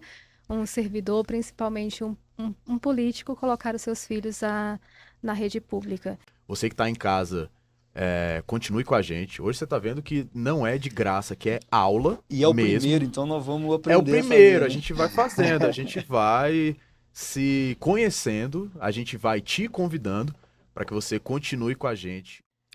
Voltando com Irradiar Convida, hoje com o deputado distrital do Partido dos Trabalhadores do Distrito Federal, Gabriel Magno, nesse que é o nosso primeiro episódio desse primeiro produto do projeto Irradiar Cultura e Educação, uma parceria da Universidade do Distrito Federal com a Rádio Cultura FM 100,9, a quem a gente já, novamente, agradece a cessão do espaço e o bom uso do espaço aqui no Centro Cultural Renato Russo, na Asa Sul, e uma parceria também com o grupo Catarse de Pesquisas Públicas, também baseado lá na Universidade do Distrito Federal. Hoje o deputado está aqui gentilmente com a gente, falando sobre orçamento público e educação pública. Deputado, novamente, muito obrigado pela sua presença. A gente retorna agora para esse último bloco do nosso bate-papo com a pergunta da minha colega, da Elaine Brito. Elaine. Ok. Deputado, ainda quanto ao orçamento público, o que é destinado como orçamento para a educação pública? Como que ele é dividido, como que ele é definido no DF entre a educação básica e a educação superior?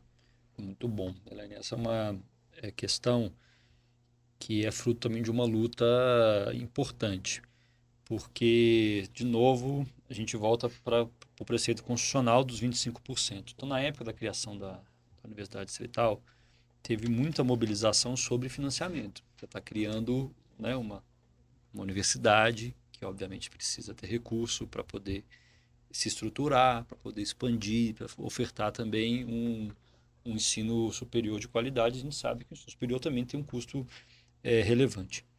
E aí, naquele momento, foi feito uma disputa sobre o modelo de financiamento. O primeiro deles era se a gente garantiria, na lei, um percentual mínimo de investimento. Essa foi uma disputa importante com o governo, que chegou a vetar um dispositivo que a Câmara Legislativa, naquele momento, eu não estava ainda na Câmara, não era parlamentar, acompanhei esse debate a partir das lutas, né, educacionais que a gente fazia no momento, e com o veto, a mobilização permitiu que a gente conseguisse aprovar uma emenda à lei orgânica, que foi uma vitória fundamental, porque consolidou ainda mais na Constituição do Distrito Federal, que é a lei orgânica, esse mínimo percentual para a universidade. E um outro avanço, que aí é fruto, vou chamar de uma derrota, mas que depois virou uma importante preservação, que a defesa inicial é que a gente adotasse no Distrito Federal um modelo parecido com o que o Estado de São Paulo adota no financiamento das universidades. Porque se a Constituição fala que 25% é o investimento mínimo na educação, o que o Estado de São Paulo fez? Na lei orgânica do Estado de São Paulo, a Constituição estadual, diz que o investimento mínimo de educação do Estado de São Paulo é 30%. Uhum. E eles separam os 25% mínimos para a educação básica e 5% mínimos para o ensino superior. Não é à toa, né, que nós temos universidades estaduais de São Paulo muito referenciadas no Brasil inteiro. O USP, o Unicamp, são universidades estaduais, não são universidades federais, né?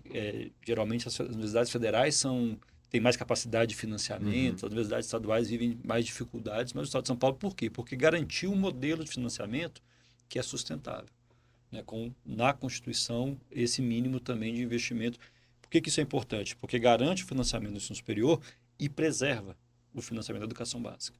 Então, a gente tentou, naquele momento, a luta da implementação da unidade distrital, criar um modelo parecido.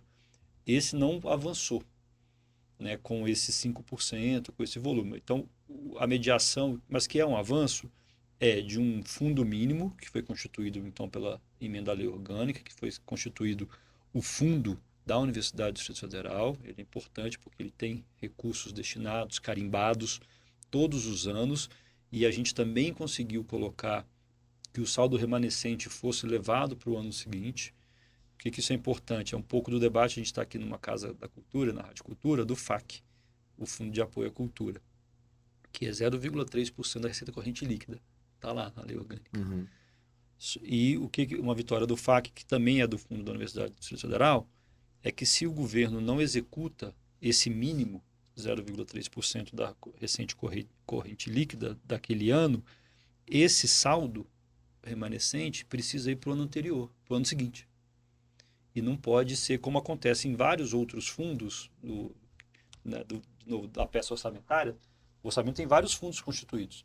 Tem o Fundo de Apoio à Pesquisa, tem o Fundo do Direito à Criança e Adolescente, tem o Fundo do Direito da Pessoa Idosa, tem o Fundo, o FAC, o Fundo de Apoio à Cultura, tem o Fundo da Universidade Distrital. Vários desses fundos não têm essa proteção. Então você tem uma receita para ele, e se o governo não executar essa receita no final do ano orçamentário, esse recurso orçamentário volta para o Tesouro, não, você perde. Ele é redistribuído para outra destinação. Para outra área. Então você não fica na política. No caso da Universidade Distrital, nós garantimos na legislação que não. Se não gastar nesse ano, esse saldo remanescente precisa ser acumulado para o ano seguinte. Então é uma vitória porque você vai preservando o orçamento. E colocamos também na lei que os recursos para a Universidade Distrital não podem ser contabilizados para atingir a meta dos 25%. Que não é meta, né? É o mínimo. É o mínimo. O mínimo constitucional dos 25%. Então, isso também preserva, de certa maneira, a educação básica. E essa é uma outra disputa que estamos fazendo no Tribunal de Contas, porque o governo, nos últimos anos, na elaboração das suas peças orçamentárias, tem colocado os recursos da Universidade Distrital na contabilização do mínimo constitucional dos 25%. E aí a lei expressamente, ela diz que não vai ser contabilizado. Isso foi uma vitória importante, porque você preserva também o financiamento da educação básica. Então, você garante o financiamento da educação superior, preservando o recurso da educação básica. Então, hoje, o orçamento ele é dividido dessa maneira. Eu falei hoje, né, que nós estamos em quase 15 bilhões 15 bilhões? 5 mais 7, né? Em torno de 12 bilhões de reais. Na verdade, esse valor reduz um pouco, porque dentro desse valor estão, no início do orçamento, estão também as despesas previdenciárias, que, obviamente, quando você consolida o ano orçamentário, né, essas despesas não são contabilizadas na educação, porque elas são despesas previdenciárias, mas elas entram no debate do orçamento inicial, esses 12 bilhões, como despesas da educação, que é pagar aposentado e pensionista da educação. Uhum. Tem aposentado, professor, carreira do PPGE, entra nesse bolo. Aí no final, quando consolida, você retira o que é previdência do que é investimento em educação. Então, dá numa ordem, esses 12 bilhões viram 9 bilhões, alguma coisa para a educação. O da Universidade Distrital, só para a gente ter uma ideia, que está no orçamento do ano que vem, a previsão, são 124 milhões de reais, que é da criação desse fundo da universidade, que está na ordem de 75 milhões de reais. Aí aqui também temos um outro problema que nós estamos questionando também na peça orçamentária, que o governo tem feito uma interpretação, na nossa opinião, equivocada. Não só na nossa opinião, porque não tem base, não tem nenhuma jurisprudência, não tem nenhum processo do ponto de vista da regulamentação da lei, que é uma interpretação diferente da DIREM. A DIREM é a desvinculação de receita dos estados e municípios. Um dispositivo utilizado no Congresso Nacional, via emenda constitucional, que desvincula receitas. Esse é o problema que eu falo, né? O orçamento é sempre disputado. Uhum. Então, quando a gente vai vinculando receita para preservar a política, tem que ter a receita da educação, a receita tudo carimbadinho, o instrumento que vai sendo utilizado muitas vezes é o da desvinculação. Então, a DIREM, você consegue desvincular algumas dessas receitas para essas áreas. E o governo do DF está utilizando uma interpretação, na nossa opinião, equivocada, porque ele está aplicando a DIREM na entrada, vou chamar assim. Então, o fundo deveria ser 0,3% da receita corrente líquida. Você não pode desvincular esse 0,3%. Esse é o que está na lei orgânica. A desvinculação não pode bater na capacidade de arrecadação e no que vai. A desvinculação, no limite, ela vai para o final da ponta. Isso faz diferença do ponto de vista orçamentário, porque você começa a planejar, se o orçamento é planejamento, você começa o planejamento com um recurso a menos. Isso está dando na ordem de 25 milhões de reais a menos com essa aplicação da DIREM, na nossa opinião, equivocada sobre a receita, sobre o orçamento do fundo da universidade. Então, o que nós vamos ter de previsão para o ano que vem para a universidade é 125 milhões de reais, na verdade, para o ensino superior, tá? Para a universidade é na ordem de 95 milhões de reais. Esse a gente coloca o fundo de apoio à pesquisa, o fundo de saúde, porque você pega a FEPEX também, que recebe uma parte desse dinheiro, aí você chega nos 124 milhões de reais. Mas o que está sendo carimbado para a Universidade do Distrito Federal para o ano que vem é na ordem de 100 milhões. E a gente está nesse enfrentamento, vamos acionar também os órgãos de controle, Tribunal de Contas, Ministério Público, para tentar recompor esses 25 milhões, que na nossa opinião é uma interpretação equivocada do dispositivo constitucional da desvinculação da receita. E obviamente que esse é o recurso para as demandas que a universidade tem. Sim, são muitas. Né? Que são muitas. Refeitório, né? O campus, né? Você que está lá todo dia sabe melhor do que eu, né? Não é um espaço adequado, né? Para um campus universitário, então é improvisado. E aí você não tem hoje um restaurante universitário, você não tem dificuldade de acessibilidade, né? Tem dificuldade da própria estrutura mesmo, né? Dos laboratórios que são necessários para qualquer universidade fazer pesquisa, fazer extensão, própria dinâmica de ensino, né? E você montar naquele espaço físico.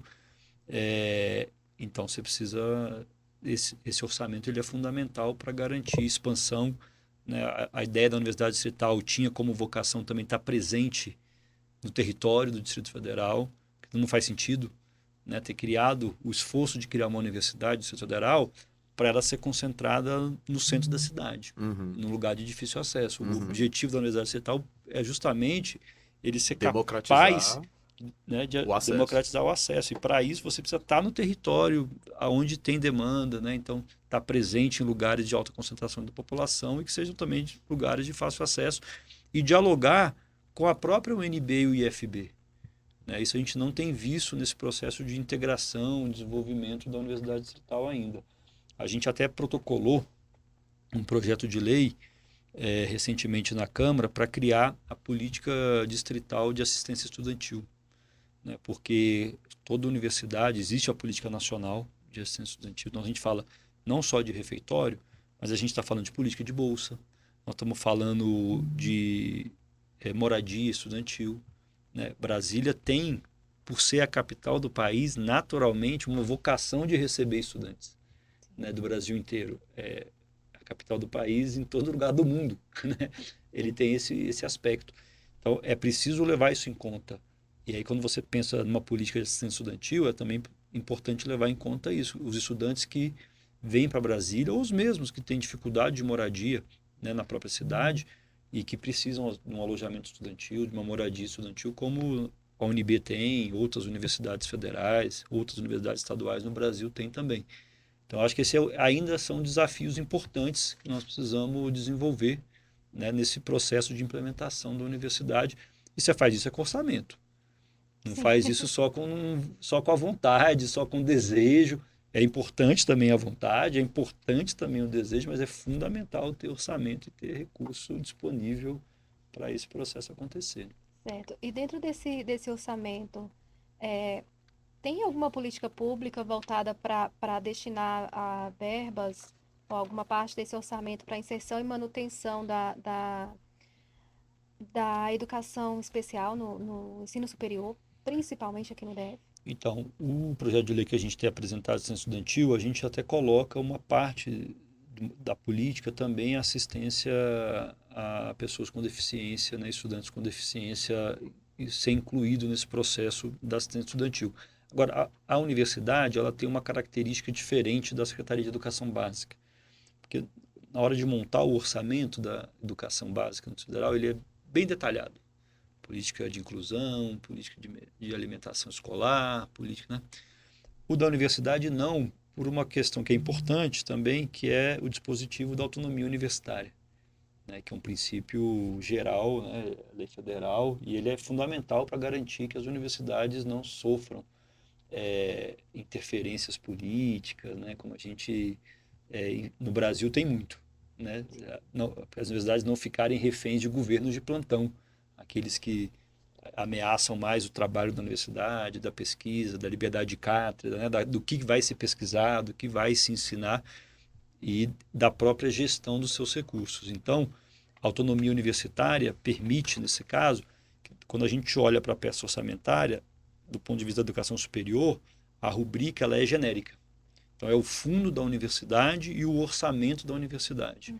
Esse que vem o carimbo, e a própria universidade, que deve constituir os seus conselhos superiores, né, o Conselho Superior, o Conselho de Administração, que determinam, a partir do princípio da autonomia universitária, e aí precisa ser democrático, porque a lei também, existe uma lei que regulamenta o princípio da autonomia, que regulamenta o funcionamento das universidades, porque os conselhos precisam ter composição de estudantes, precisam ter composição de professores, né, da comunidade acadêmica, que vai determinar a alocação desses recursos e essas políticas, né?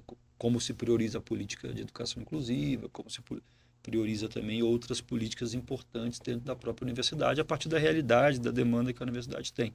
Então, nesse caso, essa é a diferença do orçamento da universidade e da educação básica. Da educação básica, ela já vem na peça orçamentária com um maior grau de detalhamento da política.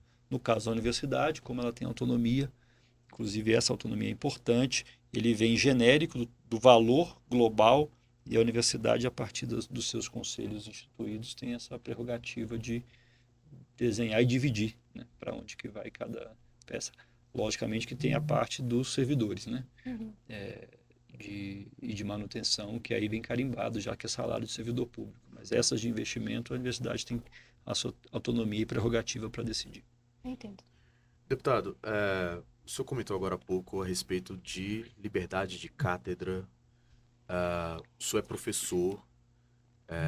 Dentro da nossa vivência, dentro da educação, acho que não tem espaço mais sagrado para o professor do que a sala de aula. E a gente tem visto ultimamente, nos últimos anos, que a liberdade do professor, de certa forma, tem sido questionada, ou alguns podem até dizer, de certa forma, ameaçada dentro de sala. E a gente tem, abrindo um pouco mais o leque, assim, a gente tem visto recentemente no Brasil, recentemente não, vamos colocar aí de 10, 15 anos, uma sensação de polarização política, e recentemente um questionamento mesmo sobre o papel da universidade no Brasil, sobre o papel da educação superior no Brasil. O senhor é professor há muitos anos, o senhor hoje é presidente da Comissão de Educação e Cultura na Câmara Legislativa. Como é que o senhor avalia hoje o cenário atual da universidade pública no Brasil e, no nosso caso aqui, da universidade pública no Distrito Federal? A UNB é uma universidade hiperconceituada no Brasil, na América Latina. Sempre nos rankings a UNB acaba figurando. E esse é um projeto de uma outra universidade que vai atuar no Distrito Federal, distrital da Universidade do Distrito Federal. De que forma a gente pode vislumbrar os próximos anos da UNDF? Como é que a gente pode vislumbrar os próximos anos da UNB? Como é que a gente pode vislumbrar educação superior no Distrito Federal e no Brasil agora, 2024, para os próximos anos, para as próximas décadas, na sua opinião?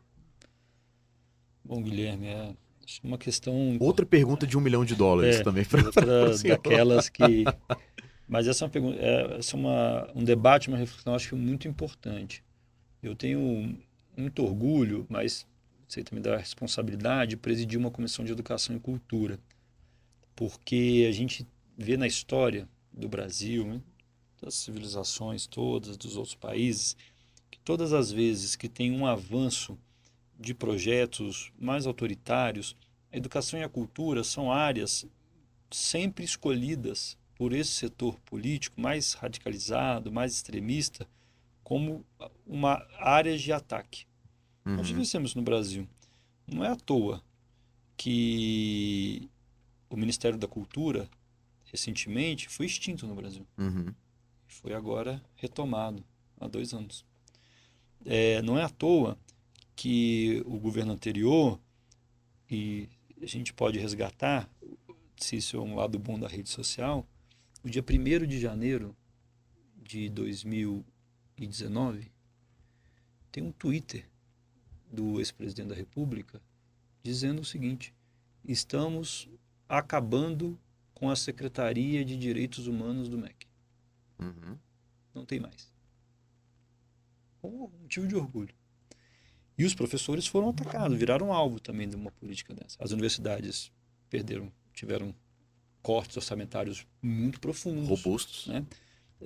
E um processo que se desenhou no país de perseguição e de ataque aos professores. Eu lembro que o ministro da Educação chegou a dizer que ia criar e abrir um canal dentro do Ministério da Educação para que os estudantes pudessem gravar os professores em sala de aula e denunciassem os professores no MEC.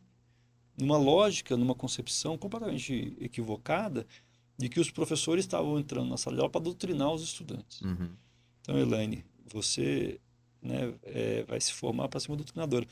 Eu acho esse debate da doutrinação, ele precisa ser tratado com muita seriedade, obviamente, porque é grave, porque é sério, mas ele é tão fora da realidade, né, do que é a realidade hoje de um professor no Brasil, que tem dificuldades salariais, financeiras. Dados agora do BRB, nós temos no Distrito Federal 13 mil professores no Distrito Federal super endividados com o BRB. Só com o BRB. Consignados e outras coisas. Super endividados, o BRB considera superendividamento toda pessoa que tem mais de 40% do seu salário destinado a algum empréstimo ou alguma ação financeira que ele fez com a instituição. 13 mil só no Distrito Federal.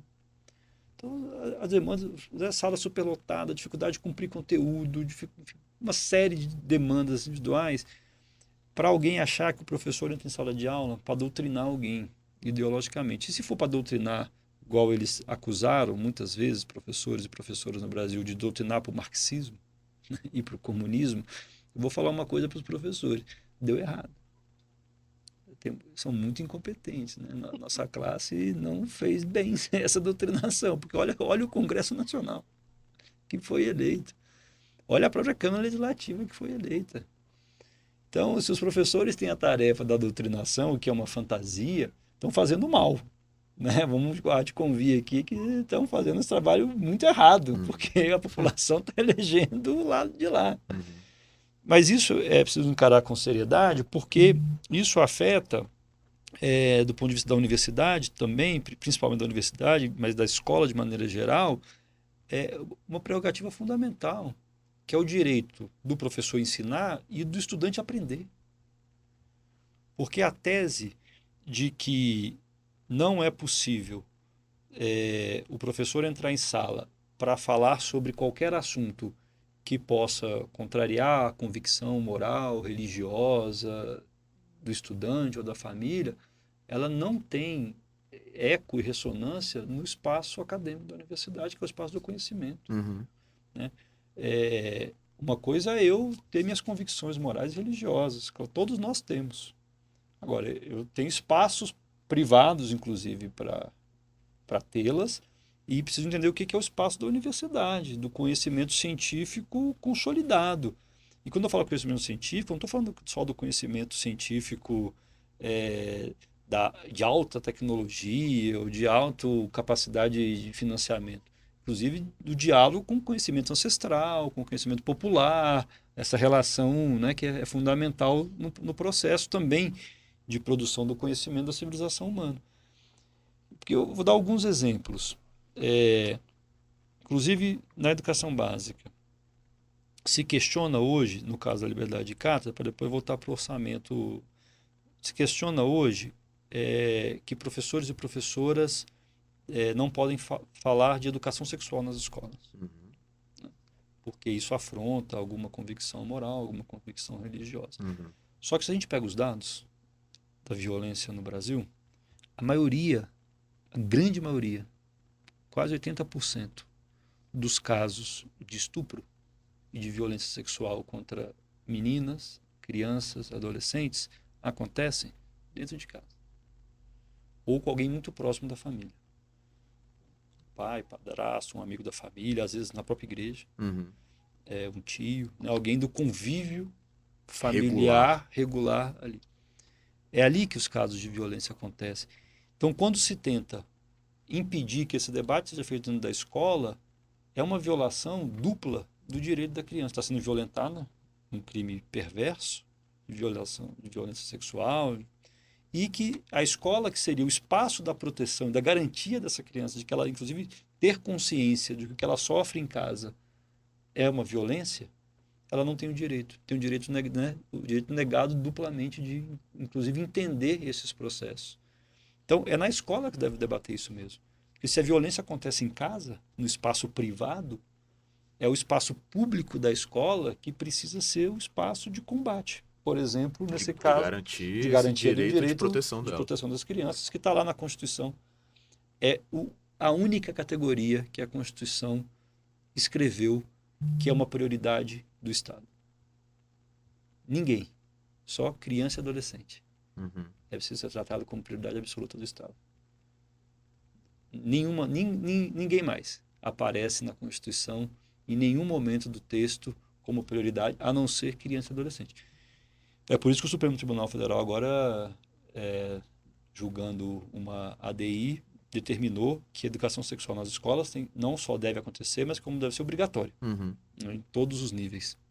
Então, esse processo de enfrentamento, e aí, enfim, de dizer, né, de uma doutrinação ideológica, isso tem um sentido também de limitar essa garantia que um professor numa universidade tem da liberdade do que fazer de pesquisa, né, de sem interferência, né, de qualquer governo, de qualquer linha ideológica, de esquerda, direita, de centro. Essa autonomia da universidade, a liberdade que ela protege o professor também para isso.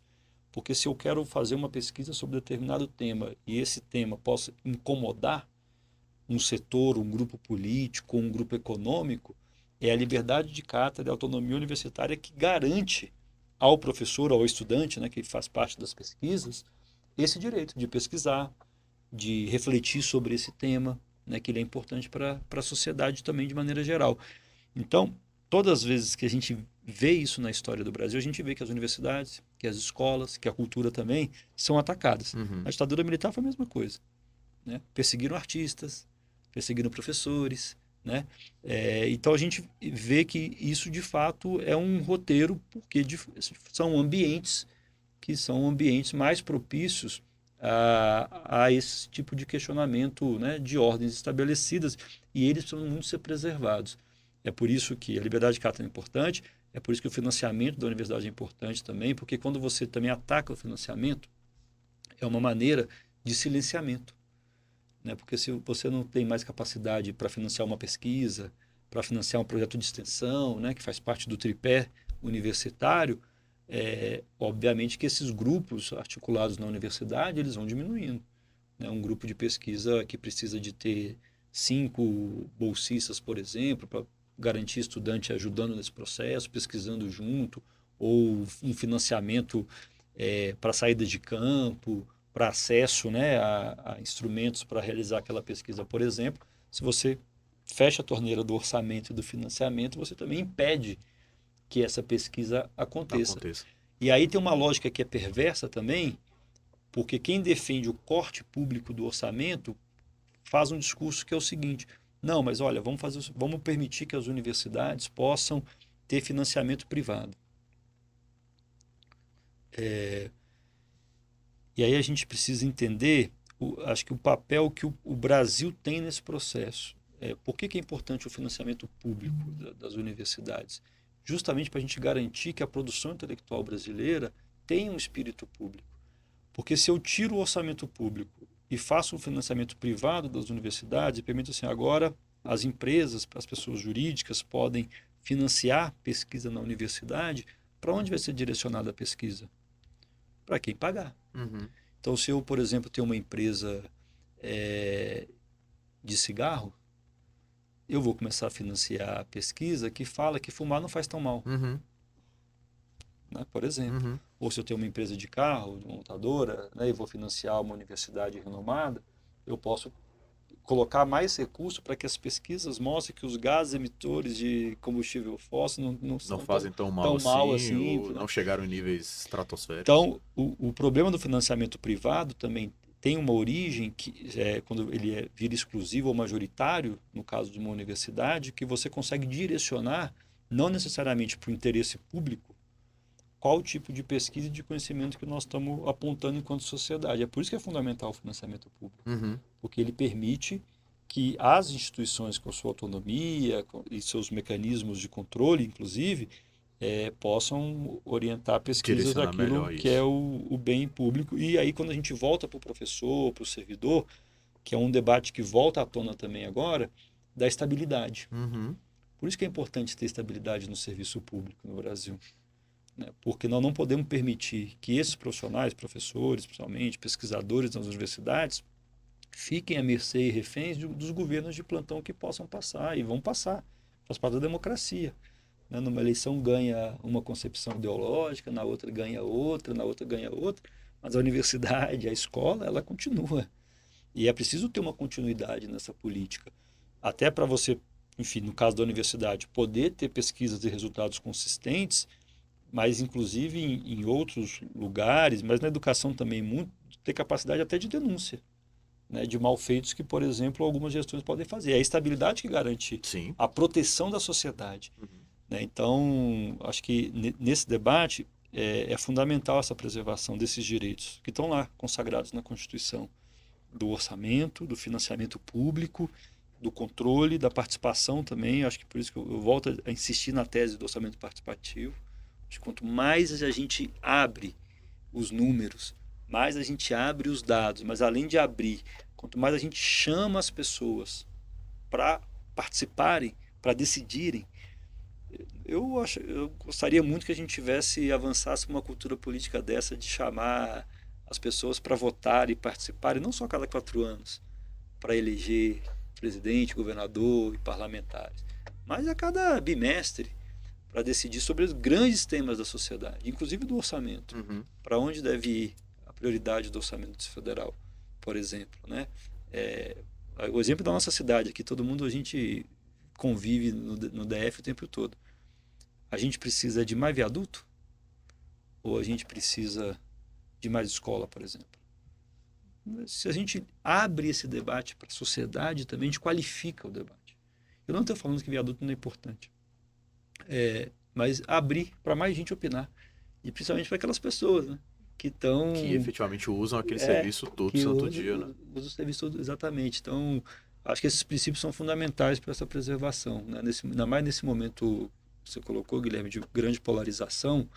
E aí eu estou falando aqui, né, eu sou do PT, não tenho vergonha nenhuma, pelo contrário, né, e tenho uma opinião política firme, nítida, mas é preciso preservar a escola e é preciso preservar a universidade, Uhum. né, de qualquer um desses interesses da política que a universidade e a escola não fazem parte. Então, isso a gente faz garantindo a liberdade de cátedra, garantindo a estabilidade do servidor e servidor público, Uhum. porque é preciso ter servidor. Né? No caso da educação, aqui a gente até vê na educação básica, né? A Elaine falou no início, né, do não ter professor efetivo, né? A gente tem quase 60% da rede hoje de contrato temporário. Isso é um processo de ataque também, de enfrentamento. Preciso ter carreira atrativa.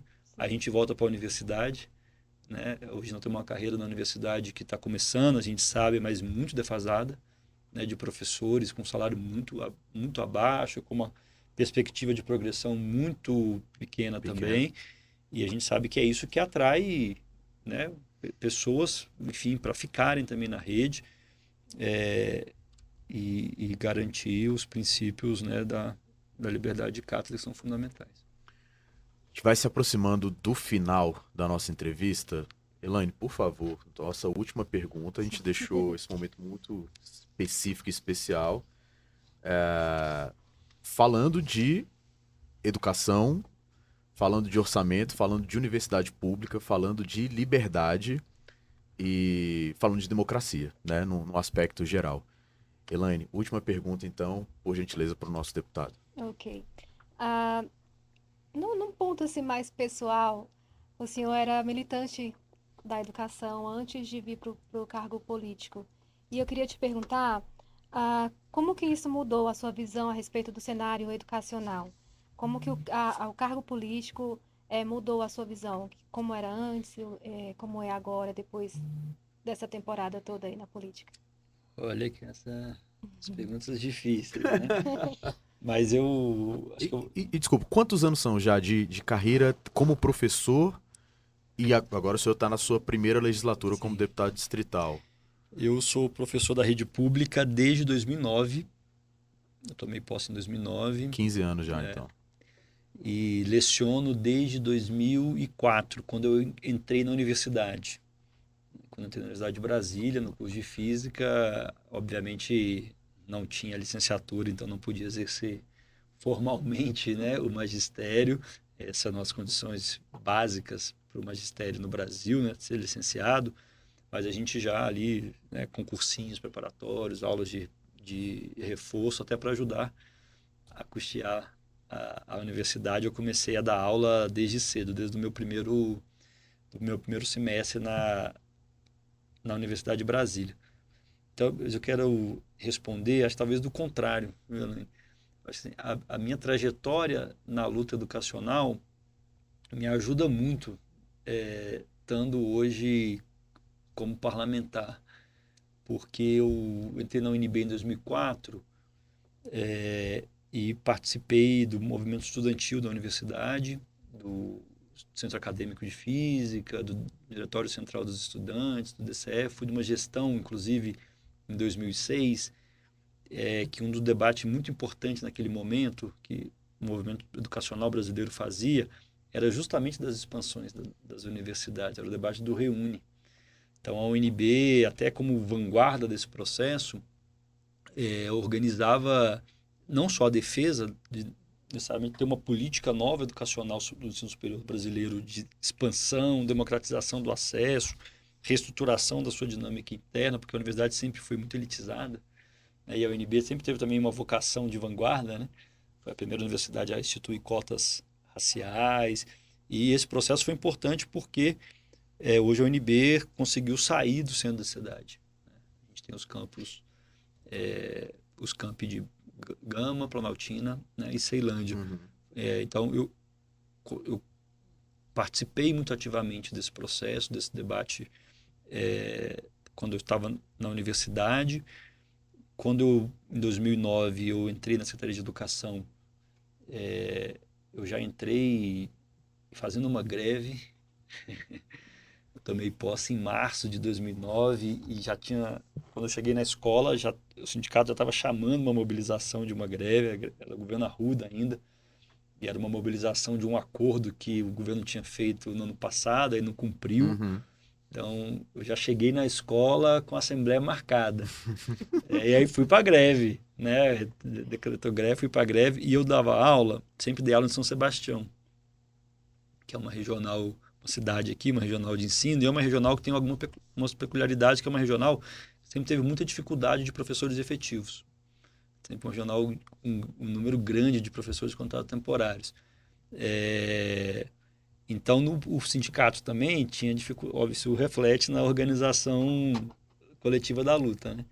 Então, quando começou a greve, o Simpro tem uma cultura política de que toda greve, o comando de greve é composto pela direção, metade do comando é a direção do sindicato, e a metade é eleita com a categoria. Uhum. E por cidades, né? Pelas regionais. Então, em São Sebastião tinha uma dificuldade das pessoas irem para o comando de greve, porque a maioria era contrato temporário. Então, eu cheguei comecei a greve, aí na Assembleia para eleger o comando de greve, eu falei, ó, vai você, Te porque você é sangue novo, tá chegando agora, é efetivo, já vai pro comando. Mas mano, acabei de chegar. Aí já fui pro comando de greve. Então eu tive um contato com o movimento sindical muito cedo, que eu comecei a trabalhar e fui pro movimento sindical. Depois fui para a direção do sindicato, mas né, em 2013, uns anos depois.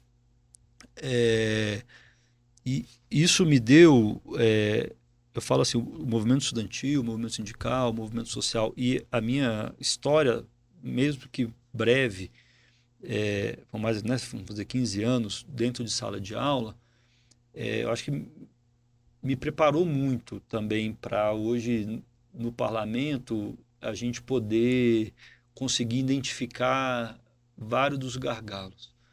E eu tenho dito muito isso em vários lugares que eu tenho frequentado, conversado com os professores. Os problemas da escola, nós sabemos quais são. E a solução também. E eu quero encerrar com isso. O problema da escola hoje e a solução é dinheiro. Acho que o que resolve de fato é a gente resolver o déficit do subfinanciamento da educação.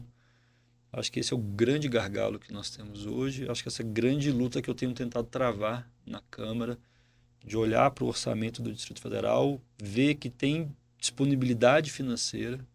Nós somos uma entidade da federação que tem recursos disponíveis para podermos priorizar novamente a escola e a educação.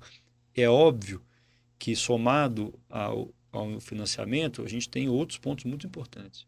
Gestão democrática, para mim, é fundamental pensar que esse orçamento, esse financeiro, precisa ser gerido democraticamente, com controle, com transparência, com participação. É óbvio que precisa de um currículo que atenda às demandas, né, das pessoas, que esteja muito conectado com a vida real. Então, isso tudo é muito importante, mas eu acho que o orçamento ele é fundamental para que a gente possa construir e constituir essa escola, enfim, que vários brasileiros, várias brasileiras já imaginaram, já lutaram muito por ela.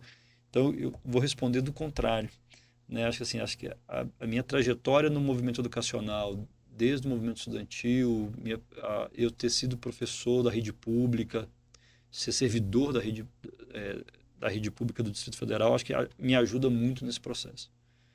Então, eu espero, né, o mandato tem 4 anos, que a gente possa, nesses 4 anos, o foco é esse, assim, fazer de tudo, o máximo possível para poder tentar entregar uma escola, não só uma escola, né, mas serviços públicos com mais qualidade, com mais transparência, enfim. E aí, estar preparado também, acho que essa trajetória na vida pública vai também me preparar bem para quando eu voltar para a sala de aula, né? Conversar com os estudantes de novo na escola, com os colegas também, a gente fazer esses enfrentamentos. Acho que as lutas nossas a gente se organiza em vários lugares, né? Tem vários espaços para fazê-las, todas elas são importantes. E que a sala de aula seja um lugar sagrado ainda para o Sem professor. E para os estudantes. E para os estudantes. Deputado, a gente queria te agradecer muito a presença, a disponibilidade. A gente às vezes brinca assim que tomou o tempo da pessoa e tal, mas ainda bem por não um choque de agendas, a gente teve muito tempo aqui e muita disponibilidade sua e da sua equipe aqui com a gente. A gente queria agradecer muito. Agradeço. Novamente, era uma estreia esperada por nós, ansiada por nós, e acho que nada melhor do que o senhor Espero que para dê estar sorte. Assim, Vai dar. por falar em sorte, deputado, nós queríamos te apresentar um projeto que nós estamos fazendo na faculdade, um braço do Irradiar, que se chama Irradiar Solidariedade. É uma campanha em prol, uma ação solidária, né? Em prol da Escola Meninos e Meninas do Parque. Ela trabalha com pessoas em situação de rua. E nós estamos fazendo essa ação para angariar kits de higiene pessoal e roupas, principalmente masculinas, e toalhas de banho, que podem ser usadas desde que estejam em bom estado. E nós temos alguma urgência com isso, porque esses alunos, eles são dispensados do calendário escolar daqui a pouquinho, daqui mais 1 semana e meia no máximo, e eles ficam sem acesso à escola para que tenham um local para banho, que tenham acesso a esses produtos de higiene, né? Então, a escola despede esses alunos para as férias com um kit de higiene pessoal e uma toalha de banho para cada estudante, e eles precisam muito desse material para manter um pouquinho de dignidade durante as férias. Então, a turma da pedagogia da UNDF está fazendo essa ação e queríamos te apresentar esse projeto e te convidar a nos ajudar a divulgar e, se for sua vontade, também participar conosco desse projeto para que esses alunos tenham alguma dignidade, né, durante as férias escolares. Conta com a gente, não só para divulgar, mas também para criar mecanismos aí para até, de novo, do orçamento público, né? Também, Quem sabe também. ajudar nesses processos. E aqui já aproveito e dou um salve lá, um beijo enorme para a Melinha, que é a diretora da escola, que é uma grande parceira, mas então estamos à disposição para pensar, ajudar a divulgar, até na arrecadação também, poder garantir aí. Por favor, que nós temos a nossa data até o dia 2 de dezembro, e já está bem aí, né? Já está chegando. Você que está em casa... Ligar para quem está nos assistindo também. A gente tem, lógico, a data desse projeto, mas a escola Meninos e Meninas do Parque sempre precisa de situações, de qualquer tipo de ajuda que você possa oferecer. A escola acaba recebendo, a maioria dos seus alunos são pessoas em situação de rua. Então, se você tem qualquer situação que você possa ajudar financeiramente, com algum tipo de bem, com algum tipo de ajuda corpo a corpo mesmo, estando lá, está muito mais que convidado. A gente espera por você. Outras maiores informações a gente tem também no nosso Instagram, no @irradiarofc, OFC de oficial. E a gente já conta aqui com o deputado, então, para a gente também poder literalmente irradiar mais essa campanha aqui. Excelente. Do nosso programa e do nosso projeto. Deputado, muito obrigado. Já fica um convite para uma segunda oportunidade. A gente tinha aqui, não que a gente tinha, mas vai surgindo. Claro. Escala 6x1, diferença entre PEDAF e as emendas parlamentares, que a gente conversou em off aqui, cartão creche, cartão PEDAF e a pergunta que não quer calar. O Galo vai ser campeão da Libertadores contra o Botafogo ou não? Vai ser campeão da Libertadores, porque nós temos o Hulk, né? E o Hulk esmaga, então... Compromisso de atleticano, de mineiro. De atleticano. Agora, isso aqui dá uns 4 programas. Dá. Você está convidado, o senhor está convidado, sua equipe também está convidada. A gente queria agradecer a equipe também do deputado que esteve aqui. Agradecer ao Durães, Eduardo Durães, diretor da Rádio Cultura 100,9 FM, nosso parceiraço. Disponibilizou aqui o estúdio para a gente, disponibilizou todo o espaço e tem nos ajudado muito nessa empreitada. Queria agradecer muito a Elaine Brito, que está aqui com a gente. Muito obrigado, Elaine. Até uma próxima. Primeiro de muitos que a gente deve fazer. Agradecer os trabalhos técnicos de Camille Guerra e Maria Paula Ferreira. Meninas, muito obrigado. Sem vocês a gente não faria. Elas estão ali atrás, ali, ó. Nossa. Vocês não estão vendo, mas elas estão cheias de equipamento. Isso aqui tudo só acontece por conta delas e por causa delas. E a gente só faz esse programa em razão de você, nosso telespectador, que está em casa, que está atrás do celular, que está atrás do tablet, da TV, em ondas interplanetárias desse planeta Terra e talvez de outros planetas no futuro. Mas é isso. Final do programa 1 do Irradiar Convida, agradecendo novamente o deputado Gabriel Magno. A gente te aguarda para uma segunda edição com outras temáticas, mas sempre voltadas para educação e cultura do nosso projeto Irradiar Educação e Cultura. Muito obrigado. Bom dia, boa tarde ou boa noite para você que está do outro lado. Até uma próxima. A gente se vê. Valeu. Tchau, tchau.